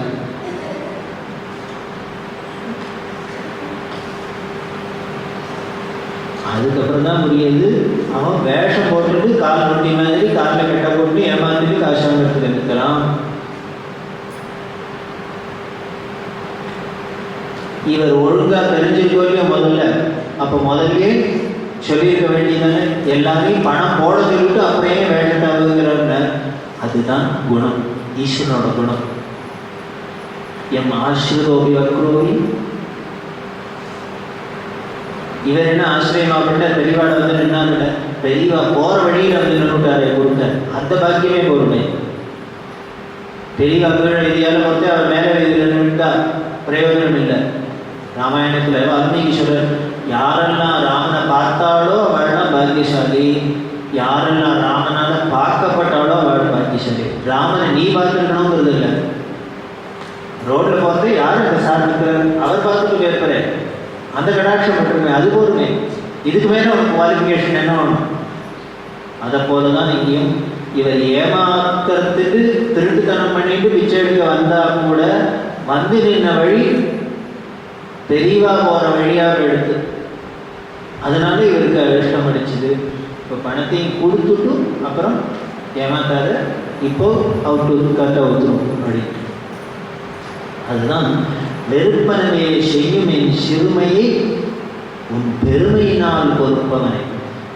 நிஜமாவே பெரியவன் அப்படின்னா பெருமை உள்ளவன் தான் எப்படி இருப்பேன், இப்படிதான் இருப்பேன், இப்படிதான் இருக்க முடியும். அவளுக்கு அடுத்தவாளோட தப்பை பெருசுப்படுத்தி நம்மள மாதிரி சின்னவாளா இருந்தா என்ன பண்ணுங்க, நேர் ஆப்போசிட்டா இருக்கும். ஒரு பெரிய மனுஷாட்டி என்ன தோஷம் இருக்குதுன்னு நினைக்கிட்டு மைக்ரோஸ்கோப் வச்சுன்னு பார்ப்பார். ஒரு வெள்ளை வேஷ்டியில அப்படி ஒரு கருப்பு கொட்டை வச்சுட்டு 100 பேருக்கு கிளம்பும், என்ன தெரியுது அப்படிங்கோ என்ன சொல்லுவா, 100 பேரும் அது ஒரு கருப்பு பொட்டுன்னு தான் சொல்லுவாங்க. ஏதோ ஒரு மூலையில ஒரு கருப்பு பொட்டு படைச்சு தெரியுது, ஏன் சுத்திக்கிற இவ்வளவு வெள்ளை இருக்க அது தெரியக்கூடாதோ தெரியாது. காரணம் என்னங்க, நம்ம மனசு அப்படி குறுகியே இருக்கு. எங்க பார்த்தாலும் எதை பார்த்தாலும் அதுல என்ன தப்பு இருக்கும், அதுல என்ன தோஷம் இருக்கும், அதுல என்ன குறை இருக்கும் அப்படிங்கிறதுலயே நம்ம சித்தம் இருக்கிறதுனால நம்மளால அடுத்தவாளோட தப்பை கண்டுக்காதே இருக்க முடியாது. வேற இதே பெரியவர்களுக்கு மகான்களுக்கு எதை பார்த்தாலும் நல்லதாவே, அவ மனசு எப்பொழுதும் நல்லதாவே இருக்கிறதுனால, தோஷம் இல்லாததுனால எதை பார்த்தாலும் நல்லதா தெரியும். ஒருத்தர் பெரியவாள்கிட்ட பேசிங்க, பெரியவா என்னன்னா மடத்துக்கு வரவே இன்னொருத்தர் அவர் பேரை சொல்லி அவன் எப்படி இருக்கான் அப்படின்னு. இப்போ வந்தவருக்கும் அவருக்கும் என்ன தெரியும்னு தெரியும். ஆனால் வந்தவருக்கு பெரியவா யாரை கேட்டாலோ அவருக்கும் சண்டை. 2 பேருக்கும் சண்டைங்கிறதும் தெரியும். முதல்ல 2 பேரும் ஃப்ரெண்டாக இருந்தால் இப்போ சண்டையில் இருக்காங்கிறது தெரியும். பேர்னுன்னே அவருக்கு போய் விசாரிக்கிறார், அவன் எப்படி இருக்காங்க, சௌக்கியமாக இருக்கான்னு. உடனே அவன் யார், இந்த கார்போடானா அப்படின்னு. கார்போடன் அப்படின்னா என்ன, அவ்வளோ விஷம்னு அர்த்தம். கார்போடனை கூட பொறுத்த முடியல, இவனை பொறுத்த முடியாது, அவன் வாயை பார்த்தா அவ்வளோ விஷம் அப்படிங்கிறதுக்காக இவர் ஒன்று அந்த கார்போடன் தானா அப்படின்னு. வேற ஒன்றும் இல்லை, இவர் வயத்தறிச்சில் பின்னணும்னு தான் பெரியவா கிடப்புறான் இல்லையா. அவன் நல்லா இருக்கான்னு இவருக்கு போய் விசாரிப்பாங்க, வேற யார்கிட்ட விசாரிக்கூடாதோ. நாங்கள் நல்லா இருக்கோமான்னு நம்மளோட எலிமிட்டியாக போய் கேட்கணும். அவர் என்ன ரொம்ப நல்லா இருக்கா, சௌக்கியமாக இருக்கேன்னு சந்தோஷமாக அவர் சொல்லுவார். நன்னா இருக்கான் அப்படின்னு தான் அவர் வயிறு. இந்த கார்போடனா அப்படின்னு அவர் வயத்தறிச்சில் கொட்டி தீர்த்துட்டார். உடனே இவர் இன்னும் பின்ற தெரியுமா, அப்போ அவ்வளவு நல்லவங்கரையாகும் அப்படின்னு அவர் பார்த்தார். அவ்வளோ விஷ பாம்புங்கிற அவ்வளோ நல்லவங்கிறாரு. நீ பெரியவா அதுக்கு சொல்கிறேன், உனக்கு ஒன்று தெரியுமோ, இந்த பிராதஸ்மரண ஸ்லோகம் கேள்விப்பட்டிருக்கேதோ தெரியுமோ இல்லையா உனக்கு. காத்தால ஏந்தினோன்னு பிராதஸ்மரணையில் ஒரு ஸ்லோகம்னா இருக்கு, இதெல்லாம் சொல்லணும். ஏந்திருக்கிறதையே கராத்திரே வசதே லக்ஷ்மி கரமத்தியே சரஸ்வதி அப்படின்னா ஆரம்பித்து வரிசையாக அதில் வரும். அதில் என்ன பண்ணுன்னா பதிவிரதைகள் இல்லை சிரஞ்சீவிகள் இது மாதிரி எல்லாமே ஸ்மரிக்கணும்னு சொல்லுது. அஸ்வத்தாமாவலே வியாசா ஹனுமான் விபீஷணன் கிருபகா பரசுராமஸ்ச சப்தையே சிரஞ்சீவினா அப்படிங்கிறது என்ன வருங்க, கார்கோடகஸ்ய நாகஸ்ய தமயந்தியாக நலஸ்ய ச ருதுபக்னஸ்ய ராஜர்ஷி கீர்த்தனம் கரிநாசனம் அப்படின்னு ஸ்லோகம். இந்த பிராதஸ்மரண ஸ்லோகத்தில் ஒன்றும் முதல்ல ஆரம்பிக்கிறதே கார்கோடகஸ்ய நாகஸ்யன்னு ஆரம்பிக்கிறது. காலங்காலத்தில் எதை நினச்சிக்கணும், கார்கோடகனை நினச்சிக்கணும். கார்கோடகஸ்ய நாகஸ்ய தமயந்தியாக நல தமயந்தி ரிதுபர்ணங்கிற ராஜா. இவாளெல்லாம் நினைச்சுன்னா என்னங்க, கீர்த்தனம் கலிநாசனம். இவாளோட பேரை சொன்னாலே கலி நம்மள்கிட்ட கிட்டக்க வராது. அப்படின்னா கார்கோடகம்னு நினைச்சாலே பேரை சொன்னாலே எவ்வளவு ஒரு புண்ணியம் கிடைக்கிறது. காலங்காத்தால நினைக்கணும். அதை பெயரை சொன்னாலே கறி ஓடி போயிடும். இதுக்கு அர்த்தம் சொல்லிட்டு பெரியவா சொல்றேன், எதுக்கு சொன்னேன், நீ அவரை கார்கோடகன்னிய அவ்வளவு நல்லவராகவும் புண்ணியசாலியோ அப்படின்னு நினைச்சிருக்கே, அது வரைக்கும் சந்தோஷம். அடுத்த இடத்துல அவர் கார்கோடகன் நினைக்கிறாங்க. இதுதான் மகான்களோட குணம். நாம எதே நெகட்டிவாக வச்சுருந்தா கூட நினைச்சா கூட அந்த நெகட்டிவை பாசிட்டிவாக மாற்றிடுவான். அது எதை குறிக்கிறதுன்னு அவளோட பெருமை. அதுதான் அவளோட குணம். இப்படி அவ பண்ணலைன்னா தான் ஆச்சரியமே வெளிய, இப்படி அவ இல்லைன்னா தான் ஆச்சரியமே வெளிய. இப்படி இருக்கிறது ஒன்றும் பெரிய ஆச்சரியம் இல்லை. அதை சொல்ல, பெருப்பனவே செய்யும் என் சிறுமையை என் பெருமையினால் பொறுப்பவனே அரா போன்பவனே பொங்கு தங்கை சடி செருப்பவனே என் திருவருளால் என் பிறவியை வேறறுப்பவனே உடையால் அடியேன் உன் அடைக்கலனே.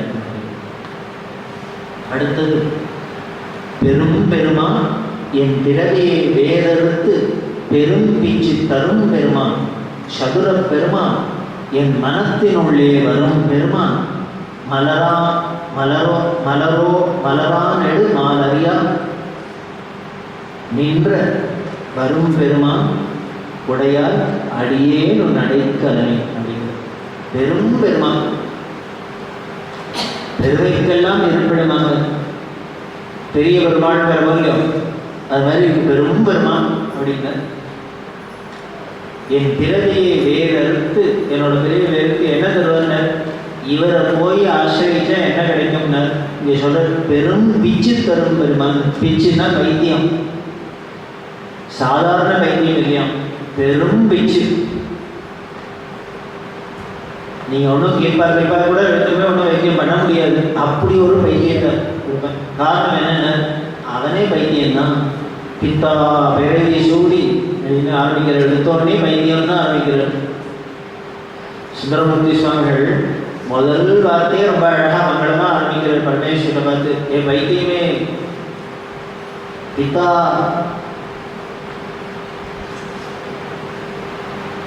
இவர் என்ன பண்ணுவாங்க, பெரும் பிச்சு தரும் பெருமான் அப்படிங்கிற இந்த அச்சு பிச்சு பமல்யம். அச்சு பிச்சுன்னா வேற ஒன்றும் இல்லை, பிச்சுனாலே வைத்தியம் அப்படின்னு. பெரும் பிச்சு அப்படின்னா பக்தியில அப்படி மாற்றி வருதுன்னு அர்த்தம். அந்த பக்தி மட்டும் நேரெடுத்துன்னா இதே மாணிக்க வாசகர் பின்னால ஒரு இடத்துல சொல்றாரு, நான் உன்னோட பக்தனா ஆயிட்டேன், உலகத்தில் இருப்பாள் என்னை பைத்தியம்னு சொல்றாரு. அது கிடக்கு சிவ பைத்தியம், அது கிடக்கு பஜனை அலையும் அப்படிங்கிற அளவுக்கு இந்த பக்தியில ஒத்தினா கூட உலகம் என்ன பண்றது, பைத்தியப்பட்டம் தான் கட்டுறது.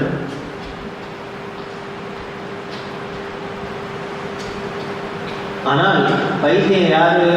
இந்த பக்தி பண்றவன் பைத்தியம்னா, பக்தி பண்றவனை பார்த்து பைத்தியங்கிறவன் பைத்தியனா?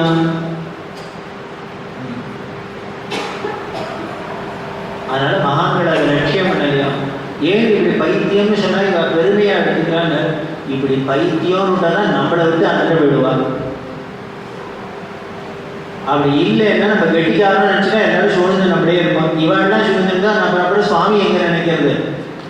இவாள்லாம் நம்மளை விட்டுடுறதுனால, தனியா விடுறதுனால தான் நாம போய் சுவாமிகிட்ட இருக்கிறோம். ஏகாந்தமா பக்தி பண்ண முடியாது. அதனால மகான்களாம என்ன பண்ண, பைத்தியமா? ஆமா, நான் பைத்தியம் வந்துட்டு போறேன். அப்படி பைத்தியமா ஆக்கி விடுவோம். தன்னோட பக்தியினால தங்கிட்ட பைத்தியம் ஆக்கிடுவோம் அப்படிங்கிறது. அப்படி பண்ணி உன்னோட அடியாரா என்னை ஆக்கி நீ அடைக்கலமா வச்சுக்கணும் அப்படிங்கிற. இப்படி பக்தி வந்து அப்படி பைத்தியமா ஆவாடா சரியாரணும். இதெல்லாம் ரொம்ப கொஞ்சம் டூ மச்சா தெரியுது. பக்தி வந்தா கூட ஒரு நிதானத்தோட அழகா தான் இருப்பான். அவளும் ஒரு டிசிப்ளின்டாக தான் இருப்பாங்க. அப்படின்னா பைத்தியமாலாம் ஆராப்பட தெரியுது அப்படின்னா ஆயிடும். திருடமான பக்தி, அனன்ய பக்தி அப்படிங்கிறது அது வந்து கொடுத்தோம்னால் அப்புறம் நாம் பண்ணுறது சரியா தப்பா, என்ன பண்ணிட்டு இருக்கோம், இதோட பலாபலன் என்ன, விளைவுகள் என்ன, ஒன்றுத்தையும் பற்றி நினைக்காத அப்படி ஒரு பக்தி வந்துடும். அதுதான் பைத்தியம் அப்படின்னு முத்தது. தெரியவா பக்தால பல பேர். அதில் அரக்கோணம் பரசுராமையர் அப்படின்னு ஒரு பக்தர்.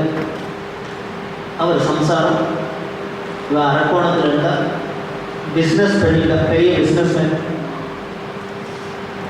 நல்ல சௌரியம் உள்ளவா, குழந்தைகள் கிடையாது, பெரியவாட்டா சாத்திய பக்தி.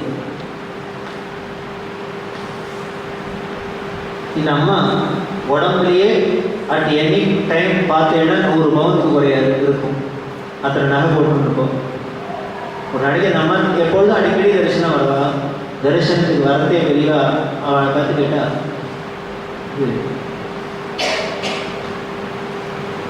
இதில் நகை போட்டுருக்கிய அப்படின்னு சொல்கிறா. நான் கேட்டால் தருவியும். உடனே கேட்குறா, 100 பவுன் வேணும் தருவியா? 100 பவுன் எனக்கு தருவியும். இது கேட்ட அடுத்த க்ஷணம் என்ன பண்ணாங்க அம்மான்னு, தான் போட்ட நகையில கேள்வி வச்சுட்டா. எல்லா நகையும் கொண்டு வச்சுட்டா. இதோ கொடுத்தேன். இது பைத்தியமாக இருந்தால் தானே கொடுக்கும். ஒரு பொம்மனாட்டி 100 பவுன் போட்டுட்டே பழகிய வாழ்க்கை ஒரு சாமியார் எனக்கு 100 பவுன் கொடுத்தேனோ நீ இந்தா அப்படின்னு கைக்கு கொடுப்பாடும். வருமா மனசு? யோஜனை பண்ணுறேன். ஆகவே அவரை கேட்டு சொல்கிறேன். இவன் மற்ற இதுக்கெல்லாம் அவரை கேட்டு தான் பண்ணுறாப்புல, இதுக்கு மட்டும் அவரை போய் கேட்டு பண்ணுறேன். இப்படி தானே வரும் வார்த்தை. இதுதான் பெரும் பிச்சு தரும். காரணம் என்ன? அந்த பக்தியில் அதை பார்த்ததுனால இதுக்கு மேலே வேல்யூ ஒன்றும் இல்லைன்னு தெரியுது.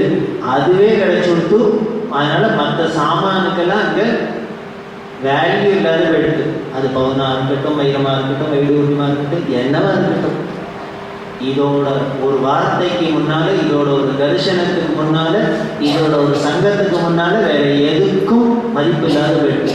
இந்த அண்டச்சராச்சரமே அப்படி போயிடுத்துனாக்க பொண்ணு, வைரம், வைடூரியம், மாணிக்கம், பள்ளி, வீடு, வாசல் இதெல்லாம் இருக்க போகிறது.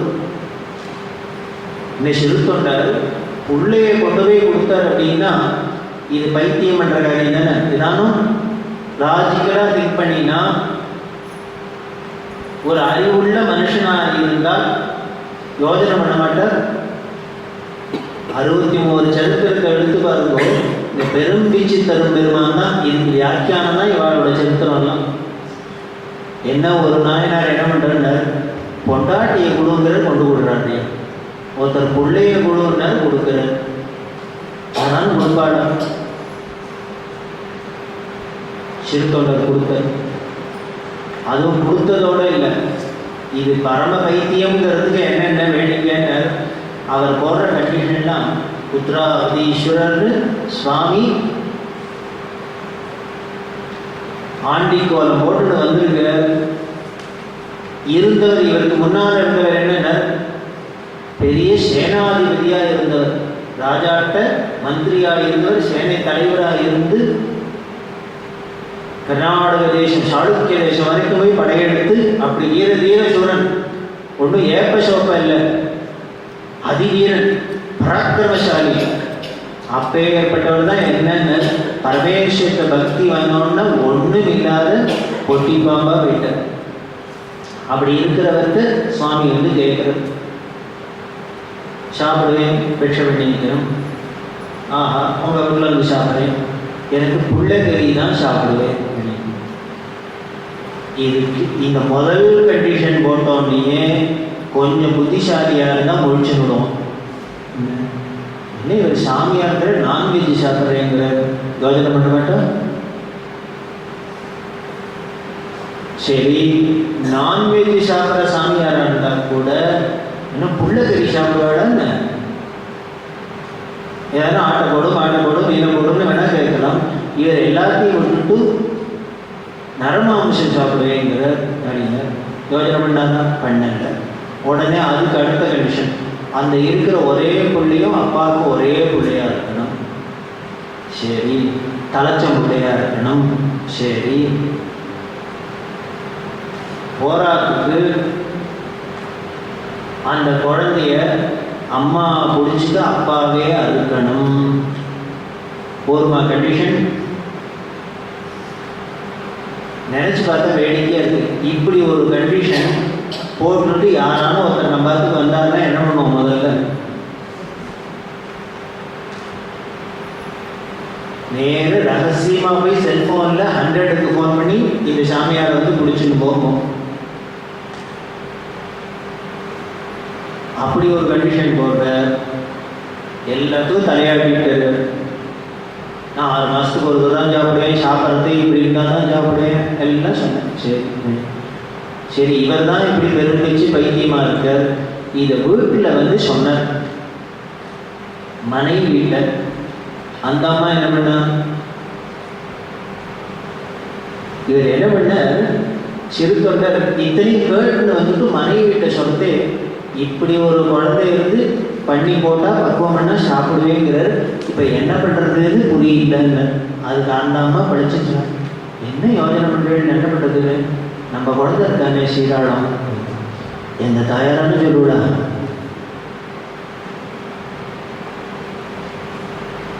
எந்த தாயாரான்னு சொல்லுவாங்க. வெண்காட்டு நங்கை அப்படின்னு பேர் அந்த அம்மா பேர். சிறுத்தொண்டரோட மனைவி திருவெண்காடு அந்த அம்மாவுக்கு சொந்த ஊர். அந்த அம்மாவோட பேரை சொல்றதுக்கு கூட நமது மதத்தில் பயம் போல.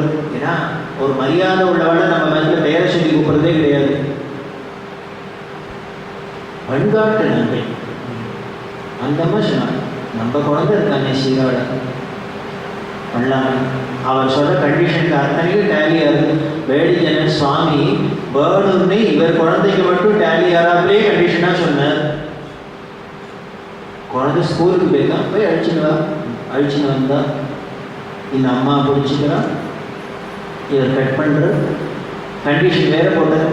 இப்படி பண்ணுறதே சொட்டு கண்ணிலேருந்து தண்ணி வரக்கூடாது. இந்த போக்கில் கொல்லாத சாமியை என்ன பண்ணினா தேவையில்லை. ஏன் அப்படி போட்டேன்னு, அப்போ கூட உனக்கு புத்திர பாசம் இருக்கா இல்லை பரமேஸ்வரன்ட்ட பிரியம் இருக்கான்னு டெஸ்ட் பண்ணுறது. சொட்டு தண்ணி வரக்கூடாதுங்க, வரல பக்குவம் பண்ணி வச்சா. அதுக்கு வேடிக்கை வரும்போது இந்த தலைபாகத்தை பண்ணலை. ஏன்னா அந்த கேசம்லாம் இருந்தது. இந்த கேசம் முடிப்பட்டதெல்லாம் ஒரு பவித்திரம் இல்லையே, அது வேண்டாம் அப்படிங்கிறதுனால அதை தூக்கி வச்சுட்டு மீதியெல்லாம் பார்க்க முடிச்சுட்டார். இவர் தான்னு வந்தார். எல்லாம் சமையல் ரெடியானோன்னு சாப்பாடு ரெடின்னு போர்டு போட்டால் என்னை வந்து கூப்பிடு, அங்கே நான் பேய்கட்டி மருந்து கடையில் உட்கார்ந்துருக்கேன்னு உத்தராபதீஸ்வரர் உட்கார்ந்துருக்கேன். இவர் போய் கூப்பிட்டேன், சுவாமி உங்கள் அனுஷ்டானெல்லாம் எடுத்தா பக்குவமாக எடுத்து வரலாம்னு வந்தவர் இடையில உட்கார்ந்துட்டு எல்லாம் பரமாரிச்சினர். பரமாறினர் எல்லாம் பரவாயில்ல, ஒன்றுத்தையும் விடலையே போகணும். தலைக்கறி எங்க தூக்கி அள்ளி விட்டுது. ஐயோ அது வேண்டாம்னா முதல்ல தூக்கி வச்சோம். ஏன்னா அதில் ஒரே முடி கிடி கேஷம் அதுக்கே அது உபயோகப்படாதாக்கும்னு அதை தூக்கி வச்சாக்க இவர் வந்தோன்னு முதல்ல அதை கேட்குறாரு.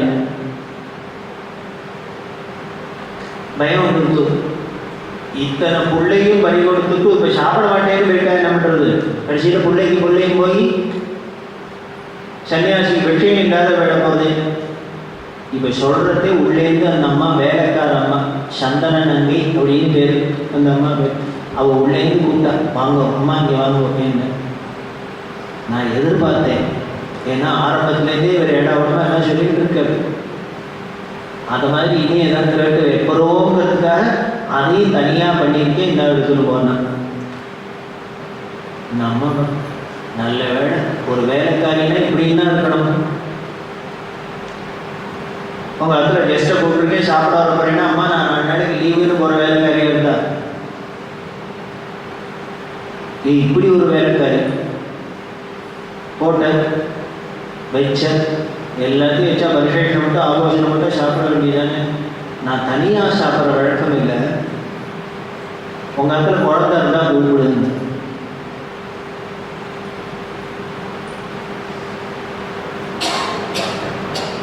எப்படி எல்லாம் சுவாமி கொண்டு வரான்னு பார்ப்போம். வந்தால் என்ன சொல்லுவார்? பதில் சொல்லலை. உன் புள்ள இருக்கான்னு சொன்னேன், கூப்பிடே அவனை அப்படின்னு. உடனே இவர் சொன்ன, அவனை தான் பண்ணியிருக்கேன், அதெல்லாம் சொல்ல முடியுமா? அதனால் அவன் இப்போ வருவான், இப்போ உபயோகப்பட மாட்டான்னு. உடனே அதெல்லாம் முடியாது, இல்லைன்னா நான் இப்போ வரமாட்டேன், சாப்பிட மாட்டேன். என்னடா அது இப்படி கழுத்தப்பாரு. இந்த சாப்பாடு உள்ளே போகிறதுக்குள்ளே ஒரு உள்ளூர்லேருந்து பண்ணிட்டு வருவாங்க. அல்லாங்க அதுதான் நான் இல்லைன்னா நான் சாப்பிட மாட்டேன். நான் என்ன தான் பண்ணுறது புரியல. ஸ்கூலுக்கு போயிருக்காங்க, வாசலில் போய் கூப்பிடு அப்படின்னு. இவர் போய் அவர் சொல்கிறாரே சீராடா சீராடான்னு கத்தினார். குழந்தை யூனிஃபார்மோட நேரம் ஓடி இருந்துச்சு. ஓடி இருந்து அப்பாடா இப்போ என்ன தோணித்தான் சிறு தொண்டருக்கு நேரம். எங்க புள்ள எப்படி வந்தான், என்ன இவனா நம்ம 2 பேருமே சேர்ந்து வெட்டினோம், நெருங்கினோம், இப்போ செடியில் தாழ்ச்சி விட்டோம், இத்தனையும் பண்ணினோம், இவன் எப்படி ஏழுன்னு வந்தான்னு தோணித்தான். தோணலையா?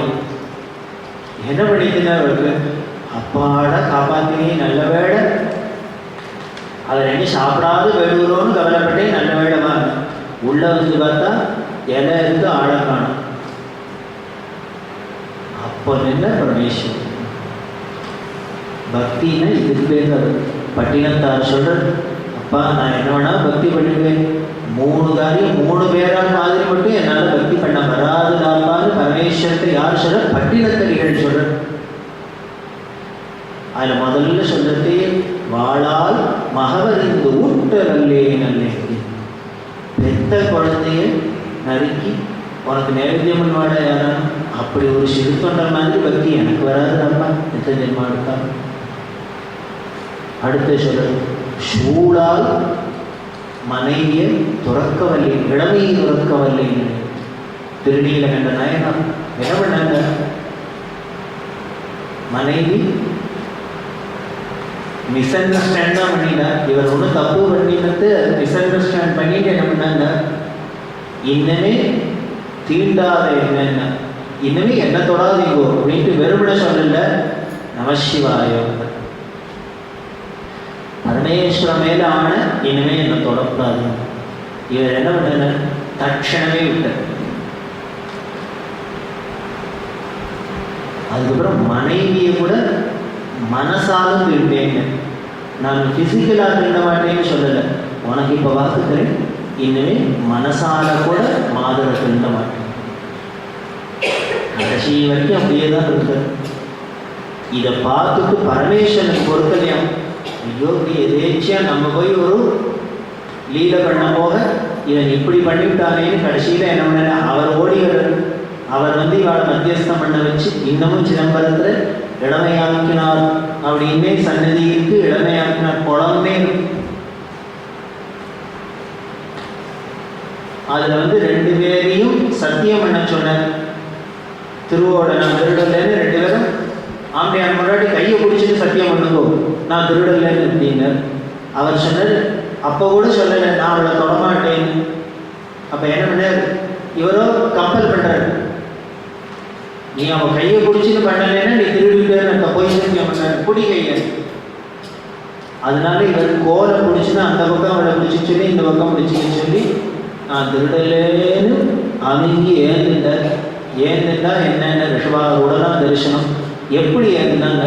இவா 2 பேரும் ப்ராமிஸ் பண்ணி நம்பிக்கை என்ன ரூபத்தில் இருந்தாலோ என்ன வயசுல இருந்தாலோ அப்படி இருந்தார்.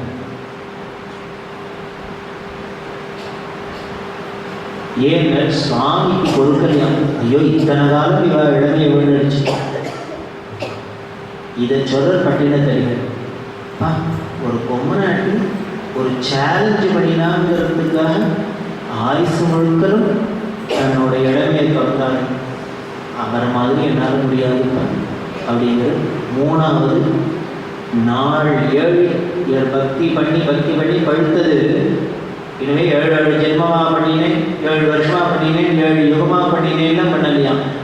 7 நாள் கண்ணப்ப நாயனார் என்ன பண்ணாங்க? 2 கண்ணை பிடுங்கி அப்படி விட்டாரு. நாம பூ வேலையே எடுத்துனாலே அர்ச்சனையை நிறுத்தி விடுறோம். வர வர ரொம்ப காஸ்ட்லி ஆகிடுச்சு சார் பூவெல்லாம், அதனால சுவாமிக்கு கிள்ளி வச்சா போகிறோம். 2 பழம் விலையே எடுத்துனா யாருக்கு முதல்ல சுவாமிக்கு நைவேத்தியத்தை கட் பண்ணு, என்னென்ன விலை ஏறினாலும் யாருக்கு முதல்ல கட்டு அப்படின்னா சுவாமிக்கு தான். அரிசி விலையே எடுத்தா அவருக்கு காப்படியாக வர கல்கட்டை வச்சு நைவேத்தியம் பண்ணு. இப்படிதான் நம்மளோட பக்தி இருக்குது.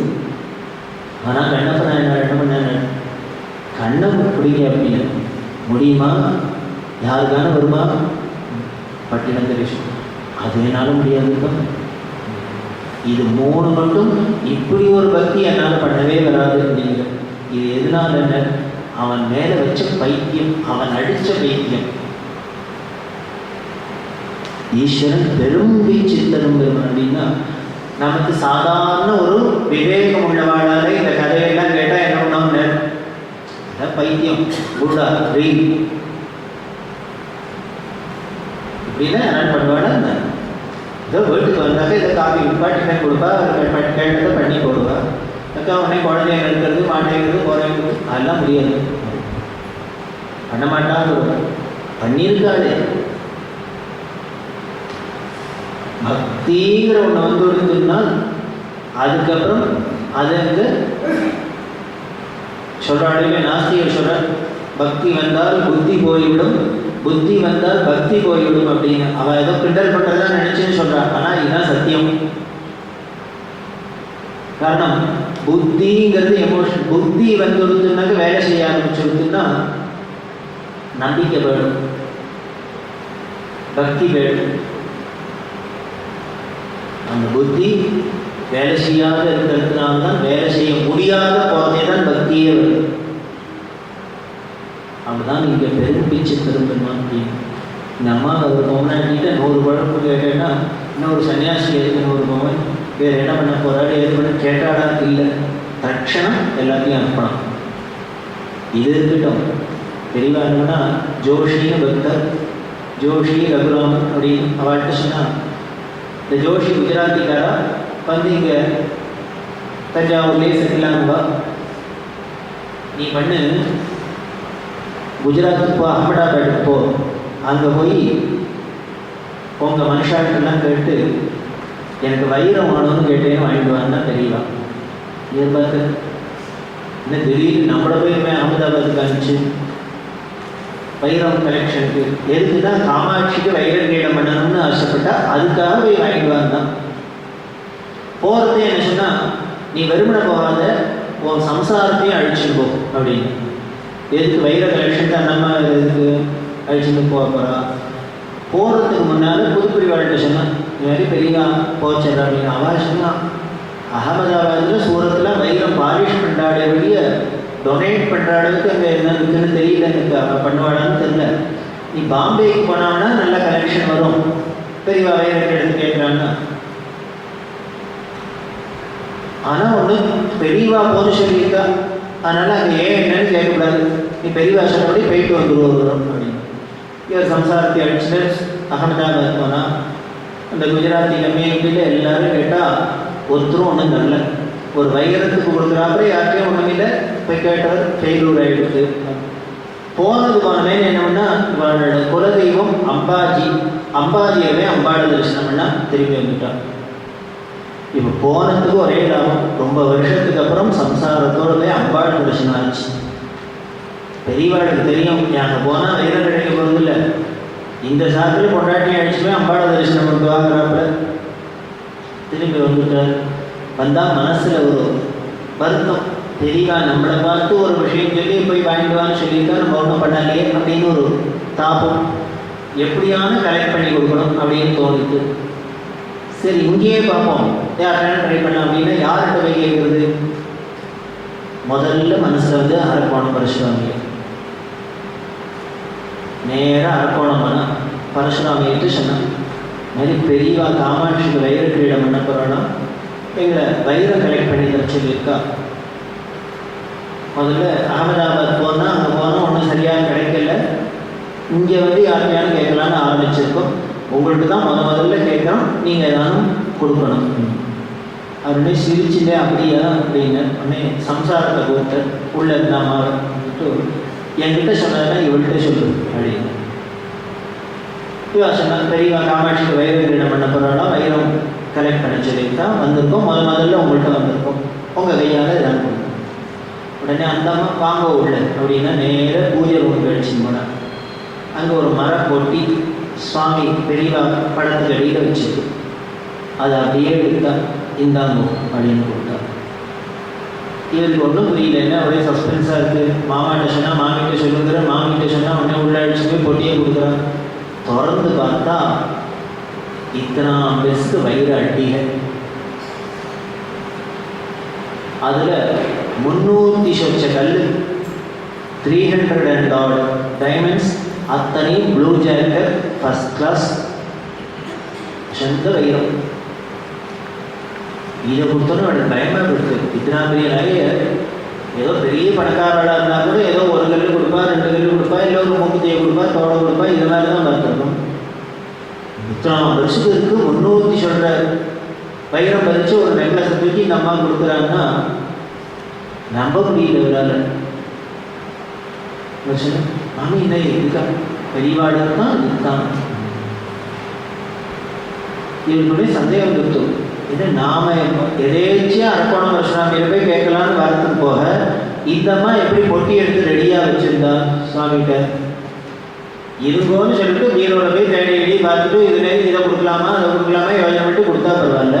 இன்னும் தாண்டி நம்ம வரத்துக்கு காத்திருந்தாப்புல இதை கொடுக்குறாளேன்னு கேட்டோன்னே அந்த அம்மா சொன்னா, இல்லை முந்தானத்துக்கு சொப்பனத்தில் பெரியவா வந்து எனக்கு வைரம் தரையான்னு கேட்டால் முடிச்சுட்டேன். திடீர்னு பெரியவா வந்து வைரம் தரையான்னு கேட்குறான். பெரியவாட்டு ஏற்றுக்கோ வைரம் என்ன பண்ண போகிறான் எனக்கு புரியல. ஆனால் நான் சொப்பனம்னு விட மாட்டேன். உடனே கைகால கேட்டேன், உள்ளே போனேன். பெரியவா எப்போ நம்மள்கிட்ட வைரம் கேட்டிருக்காளோ நம்மள்கிட்ட இருக்கிறதுலே எது ஜாஸ்தி இருக்கோ நிறையா இருக்கோ அதை தான் கொடுக்கணும்னு தீர்மானம் பண்ணேன். என்கிட்ட இருக்கிற வைர நகைக்குள்ள பெருசு தான். உடனே இந்த பொட்டியோடு இருக்க பெரியவா பாதத்தில் வச்சுட்டா நமஸ்காரம் பண்ணிட்டா வந்துட்டா. இது முந்தானேத்திக்காச்சு. நேத்திக்கெல்லாம் நான் இவற்றை சொல்லிட்டேன், பெரியவா எதுக்கு வைரம் கேட்டா எது கேட்டான்னு நமக்கு புரியல, ஆனால் நான் எடுத்து வச்சுட்டேன்னு சொன்னேன். இன்னைக்கு காலத்தால நீங்கள் வரேன். இதுலேருந்தே தெரியுது பெரியவா எதுக்கு கேட்டால் என்னன்னு புரிஞ்சுது. அதனால தான் கொடுக்குறேன் சந்தோஷமாக கொடுத்தான். இவருக்கு ஜோஷிக்கு ரகுராமனுக்கும் துக்கிச்சு போயிடுது. நம்மளேமோ அம்மடா வேண்ட அலைய விடுறாப்புல விட்டுட்டு இங்கே அரக்கோணத்தில் இத்தனை வைரம் வச்சுருக்கு. இப்போ அகமடாபாடு அலைஞ்சது ஒன்றும் வீண் போகல. அம்பாள் தரிசனம் ஆச்சு, ஒரே சந்தோஷம். என்னென்ன ஒரு கிரீடத்துக்கு வேணுங்கிற வைரம் முழுக்கலும் ஒரு ஆள்கிட்டே கிடச்சி விட்டேன். இனிமேல் யார்கிட்ட எத்தனை பேர்கிட்ட கேட்கறதுன்னு தெரியறது திண்டாடாத வந்துட்டு நேரம் பொட்டியோடு தெரியல காஞ்சிபுரத்துக்கு வந்துட்டா. வந்து பெரியவாழ்கிட்ட வச்சா. என்னாச்சு போன காரியெல்லாம் இல்லை, அங்கே அகமதாபாத்தில் ஒன்றும் சரியாக வரல. அம்பாள் தரிசனம் பண்ணியா பண்ணினேன். சரி, அடுத்து இங்கே வாங்கலான்னு பண்ணியிருக்கோம். பரசுராம ஐராவுக்கு வாங்கி கொடுத்தா. அப்படியா, அவை எதுக்கு கொடுத்தா ஒன்றும் தெரியாது. கொண்டா வாங்கினா அந்த பொட்டியை தந்தா பார்த்தா டார்ச் எடுத்துருவான்னு அடித்தா. எல்லாம் பார்த்துட்டு வயதுக்கெல்லாம் டெஸ்ட் பண்ணி பிரமாணமாக இருக்கும். ரொம்ப நன்னா இருக்குல்ல இந்த நெக்லஸ். அப்போ ஒன்று பண்ணால் இவ்வளவு நன்னா இருக்கிறத அழிக்கிறதுக்கு மனசு வரல. ஒன்று பண்ணு, இது அப்படியே கொண்டு காமாட்சிக்கு சாத்தியுள்ளா. ஜோஷிக்கு சப்புனா இருக்குது. ஏதோ வைர கிரீடத்துக்குன்னு வைரம் கிடைச்சி கொடுத்தோம்னா இப்போ அழிக்க வேண்டாம்னு பிளானை மாற்றிட்டார். இதை கொண்டு அம்பாளுக்கு போட்டேன்னு வச்சுக்கோ, உற்சவ காலத்தில் இங்கே கழுத்திலேருந்து மாறு வரைக்கும் பாதம் வரைக்கும் வைர கவச்ச சாத்தினாப்புல இருக்கும். அதனால் இப்படியே இருக்கட்டும், இதை கொண்டு அப்படியே போட்டுட்டான். இப்போ அடுத்து என்னோட வேற ஒன்றும் இல்லை, திருப்பி போ. இனிமேல் வைர கிரீடத்தை அவ்வளோ ஈஸியாக ஒரு இடத்துல அரமாட்டத்தோடு முடிச்சுட்டேன்னு நினச்சிட்டியா, இன்னும் 4 பேருக்கு போ.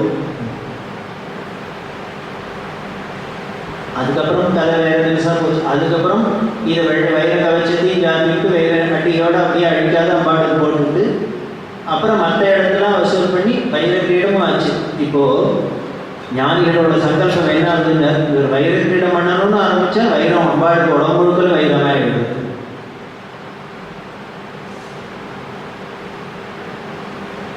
இதில் விஷயம் என்ன, ஏதோ சொப்பனத்தில் வந்தால் வைரம் தரையான்னு கேட்டால் ஒரு பொம்மநாட்டி தங்கிட்ட இருக்கிறதுலே பெருசை தூக்கி வைக்கணும்னு தோணுமா?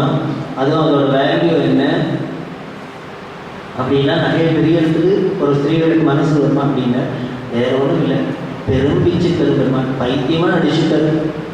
அவ்வளோதான். அந்த பெரும்பிச்சு கொடுத்ததுனால அந்த பக்தி அப்படி ஏற்பட்டதுனால அதுக்கப்புறம் உலகத்தில் உள்ள பதார்த்தங்கள்லாம் சாமான்லாம் நமக்கு லட்சியமாக தெரியல. அதைத்தான் சரி பெரும்பிச்சு பெரும்பெருமான். அப்படி பக்தின்னா நம்பிக்கைன்னா அப்படி வரும், அதைத்தான் கொடுக்கணும். அப்படி வந்துட்டாலே ஏன் அப்படி வருதுன்னு ஆனால்பட்ட பிரம்மாவுக்கும் விஷ்ணுக்குமே அப்படி பண்ண முடியலையே, கிடைக்கலையே. அந்த உன்னோட திருவடியை கொடுத்து உன்னோட அடியேனா என்னையும் ஆக்கிக்கணும், அடியே உன்னடைக்கலமே அப்படின்ற. நாலாவது பொழிகின்ற துன்ப புயல் வெள்ளத்தினின்று கழற்பனை கொண்டழிகின்ற அன்பர்கள் ஏறினர் வான் யான் இடர்கடல்வாய் சுழி சென்று மாதத்திரை பொற காமம் சுரபு எறிய அழிகின்றனன் உடையால் அடியே உன் அடைக்கலமே அப்படின்னு. துன்ப புயல் அப்படின்னு சொல்லக்கூடிய இந்த பிறவி கடலிலேருந்து உன்னோட திருவடியை நினைச்சிட்டு அந்த ஓடம் திருவடிங்கிற உன்னோட அந்த சரணம்ங்கிற அந்த ஓடத்தில் ஏறிட்டு பக்தான கரை சேர்ந்துடுறா. ஆனால் நானும் என்ன பண்ணுறேன்னு இந்த சுழலில் மாட்டிட்டு திண்டாடுறேன். அப்பர் சுவாமி சொல்றாரு, மனமெனும் தோணி பற்றி மதியெனும் கோலை ஊன்றி சினமெனும் சரக்கை ஏற்றி செருகடல் ஓடும்போது மதனெனும் பாறை தாக்கி மறியும் போது அறியவுன்னா உணையரும் உணர்வை நல்கால் ஒற்றியூருடைய பகுதி. இருக்கு திருவத்தியூர்னு க்ஷேத்திரம், அங்கே பாடியது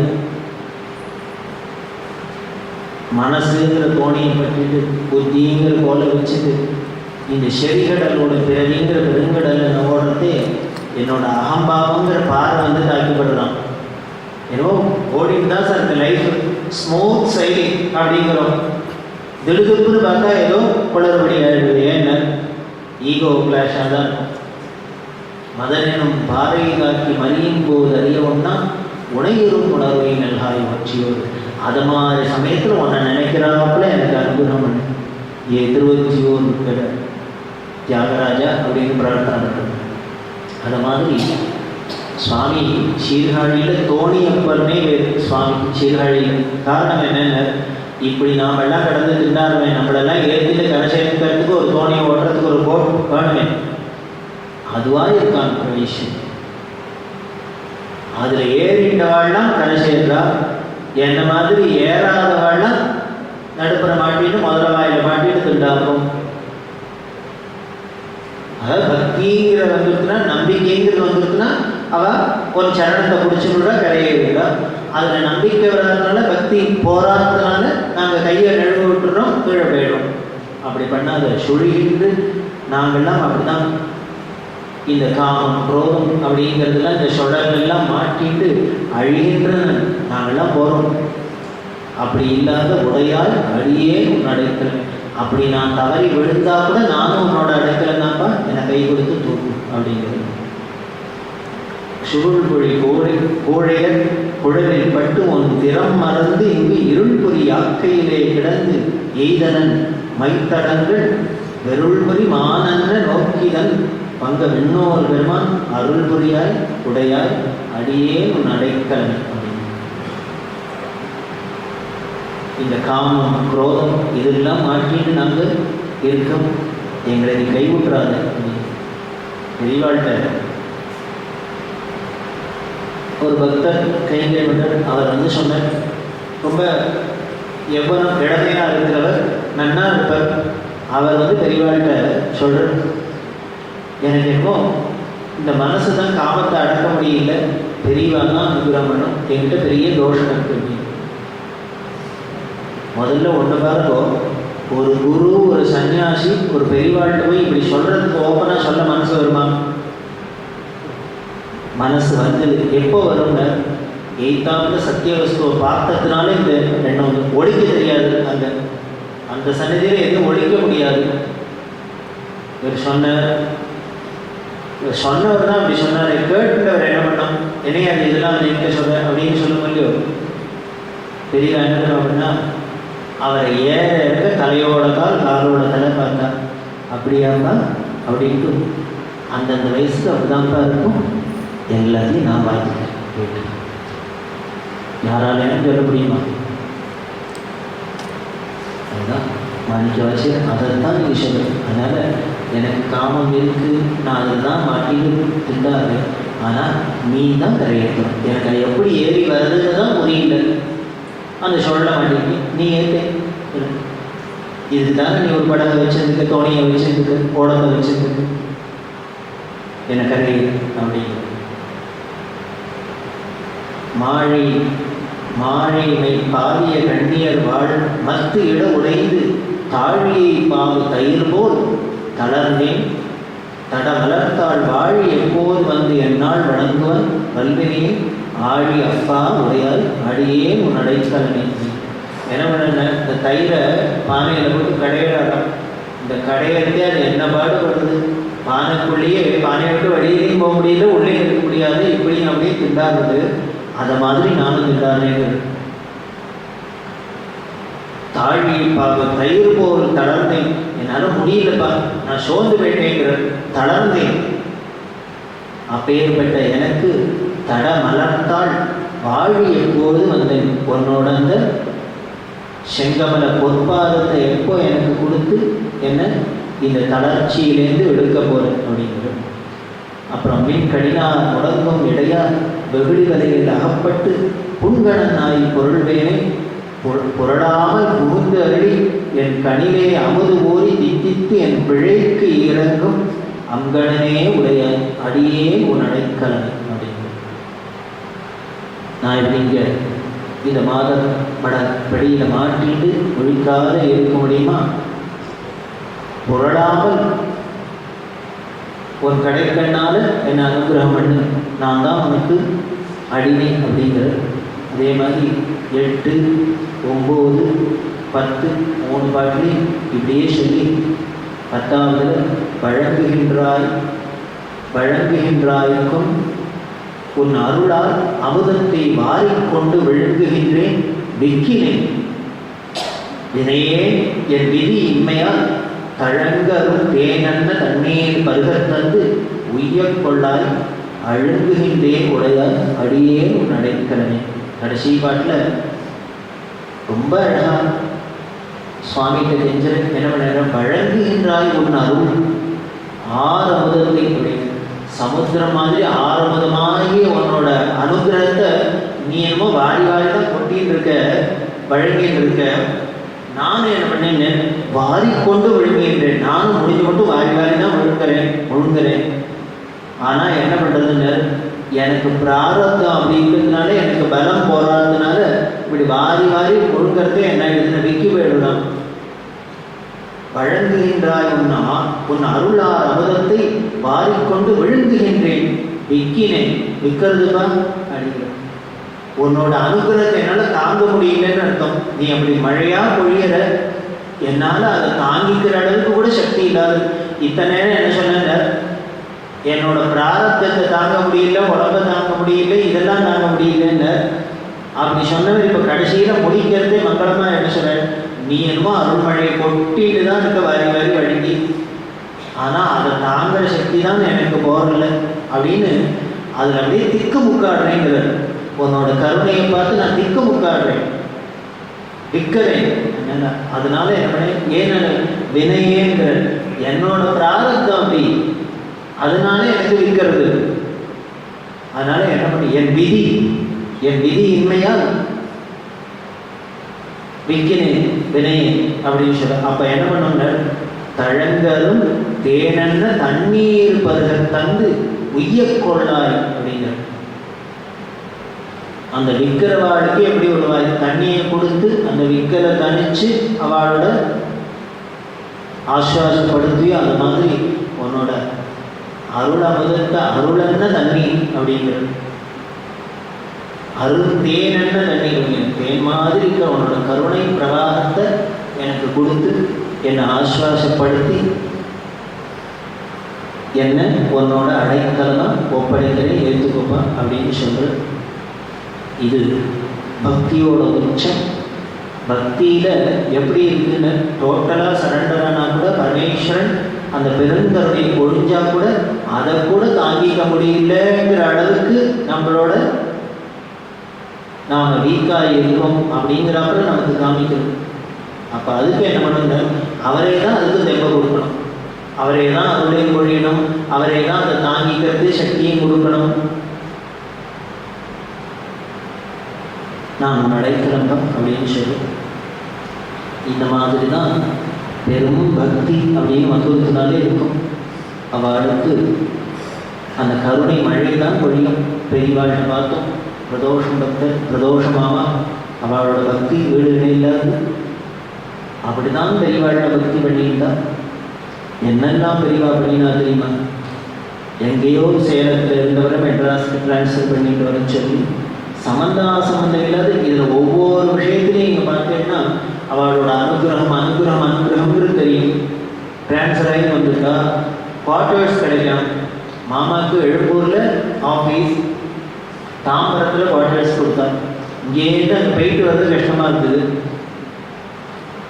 பிரதோஷ் மாமாவுக்கு மாமி பெரியவா தரிசனத்துக்கு போயிருக்கிறதே பெரியவாள்கிட்ட சொன்னான். அவருக்கு தாம்பரத்துலேருந்து எழுப்பூர் போயிட்டு கஷ்டமாக இருக்குது, அதனால் எப்போதே குவார்ட்டர்ஸ் கிடைக்கிறாப்புல பெரியவா அனுகிரகம் பண்ணணும் அப்படின்னு. உடனே பெரியவா சிரிச்சுட்டு அவர் சேலத்தில் ஆற்றுக்கு பக்கத்துலேயே ஆஃபீஸ் இருந்து பழகிட்டார். இப்போ இங்கேருந்து அங்கே போகணும்னா கஷ்டமாக இருக்காக்கும்.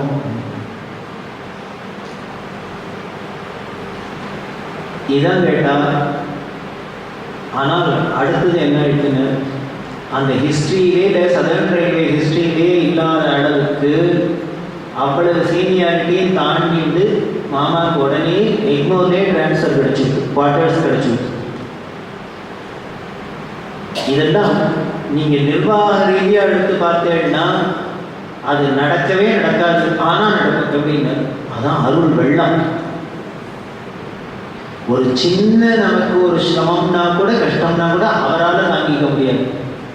அப்படி அருள் வெள்ளத்தில் அழுத்துறா.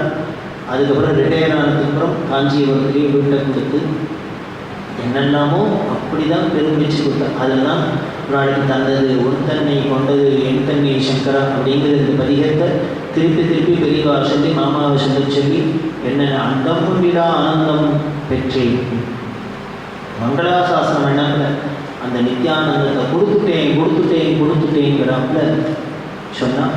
அதை ஓப்பனாகவும் சொன்னான். மாமாவுக்கு வீடு கொடுத்துருந்தா அங்கே வந்து இருக்கு. ஏன்னா இந்த நாள் குவார்ட்டர்ஸ் விட்டால் அதனால வீடு வாசல்லாம் வாங்கல.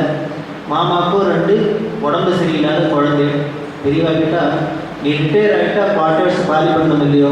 ஆமாங்க. அப்போ இந்த குழந்தையோட வச்சுட்டு எங்கேயாலும் பட்டணத்தில் யாராலும் வீடு கொடுப்பாளோ வாடகைக்கு? உனக்கு சொந்த வீடு இருக்கோ? இல்லை. இந்த குழந்தையோட வச்சுன்னா வாடகைக்கு யாராலும் கொடுப்பாலோ? மாட்டான். அப்போ என்ன பண்ணுறதுன்னு நான் வச்சுக்கிறேன் ஒன்று அப்படின்னு சொல்லி வீட்டை கொடுத்தா. வீட்டை கொடுத்து அதில் வச்சுருந்தா. மாமா என்னன்னா பெரியவா இந்த சின்ன வீட்டெல்லாம் கொடுத்து என்னை ஏமாற்றக்கூடாதுன்னு. மாமா பெரு வீடு இருக்கிறது எங்கள் சிறு வீடு இருக்கு. உடனே பெரியவா சொன்னா அதுதான் இருக்கவே இருக்கே, இப்போக்கு இதை வச்சுக்கோ. இகத்துக்கு இங்கே வேணும், இதை வந்துக்கோ, பரத்துக்கு தான் அது. அதாவது வார்த்தை அங்கே கவனிக்கணும். அதுதான் இருக்கவே இருக்கேன் அப்படின்னா கொடுத்தாச்சுன்னு அர்த்தம். யாராலும் இப்படி மோட்சத்தை கொடுத்துட்டேன்னு ஸ்டாம்ப் பேப்பரில் ரெஜிஸ்டர் பண்ணி தர முடியும்? பெரியவாழ்வு தான் முடியும். அது மாதிரி தான் அந்த அருள் வெள்ளத்தில் அவள் அழுத்துறா நமக்கு. அப்போ தாங்க முடியலன்னா விற்கிறதுன்னா என்னென்ன அதை நினச்சி உருகணும். இப்படி ஒரு கருணைக்கு நான் அதுதான் சொல்கிறேன். நாயேனே என்னை ஆட்கொண்டு அருள் நம்மையும் ஒரு பொருளாக்கி நாய் சிறுவை ஏற்றுவித்த அம்மை எனக்கு அருளைவாராறு பெறுவாரச்சோம் மாணிக்கவாசகர். அப்படி அந்த நன்றி பெருக்கிற நாம் மனசு உருகணும். அதுவும் இன்னும் பக்தி வலுப்படும். அவ்வளோதான் சொல்லி இது மாதிரி ஒரு பக்தி திருடபக்தி நமக்கு வரட்டும். அதுக்கு குருநாதனான மாணிக்கவாசகரே நமக்கு அனுகிரகம் பண்ணட்டும். அவரோட திருவாசகமே நமக்கு துணையாக இருக்கட்டும்னு சொல்லி அவர் சொன்ன அந்த வழியில் நாம் பரமேஸ்வரத்தை பக்தி பண்ணி நம்ம முழுக்க பூர்ணமாக அவர்கிட்ட சரணாகதி பண்ணி ஆனந்த பெருவாழ்வு வாழ்வோம் அப்படின்னு சொல்லி இந்த திருவாசகத்தை நிறைவு செய்வோம்.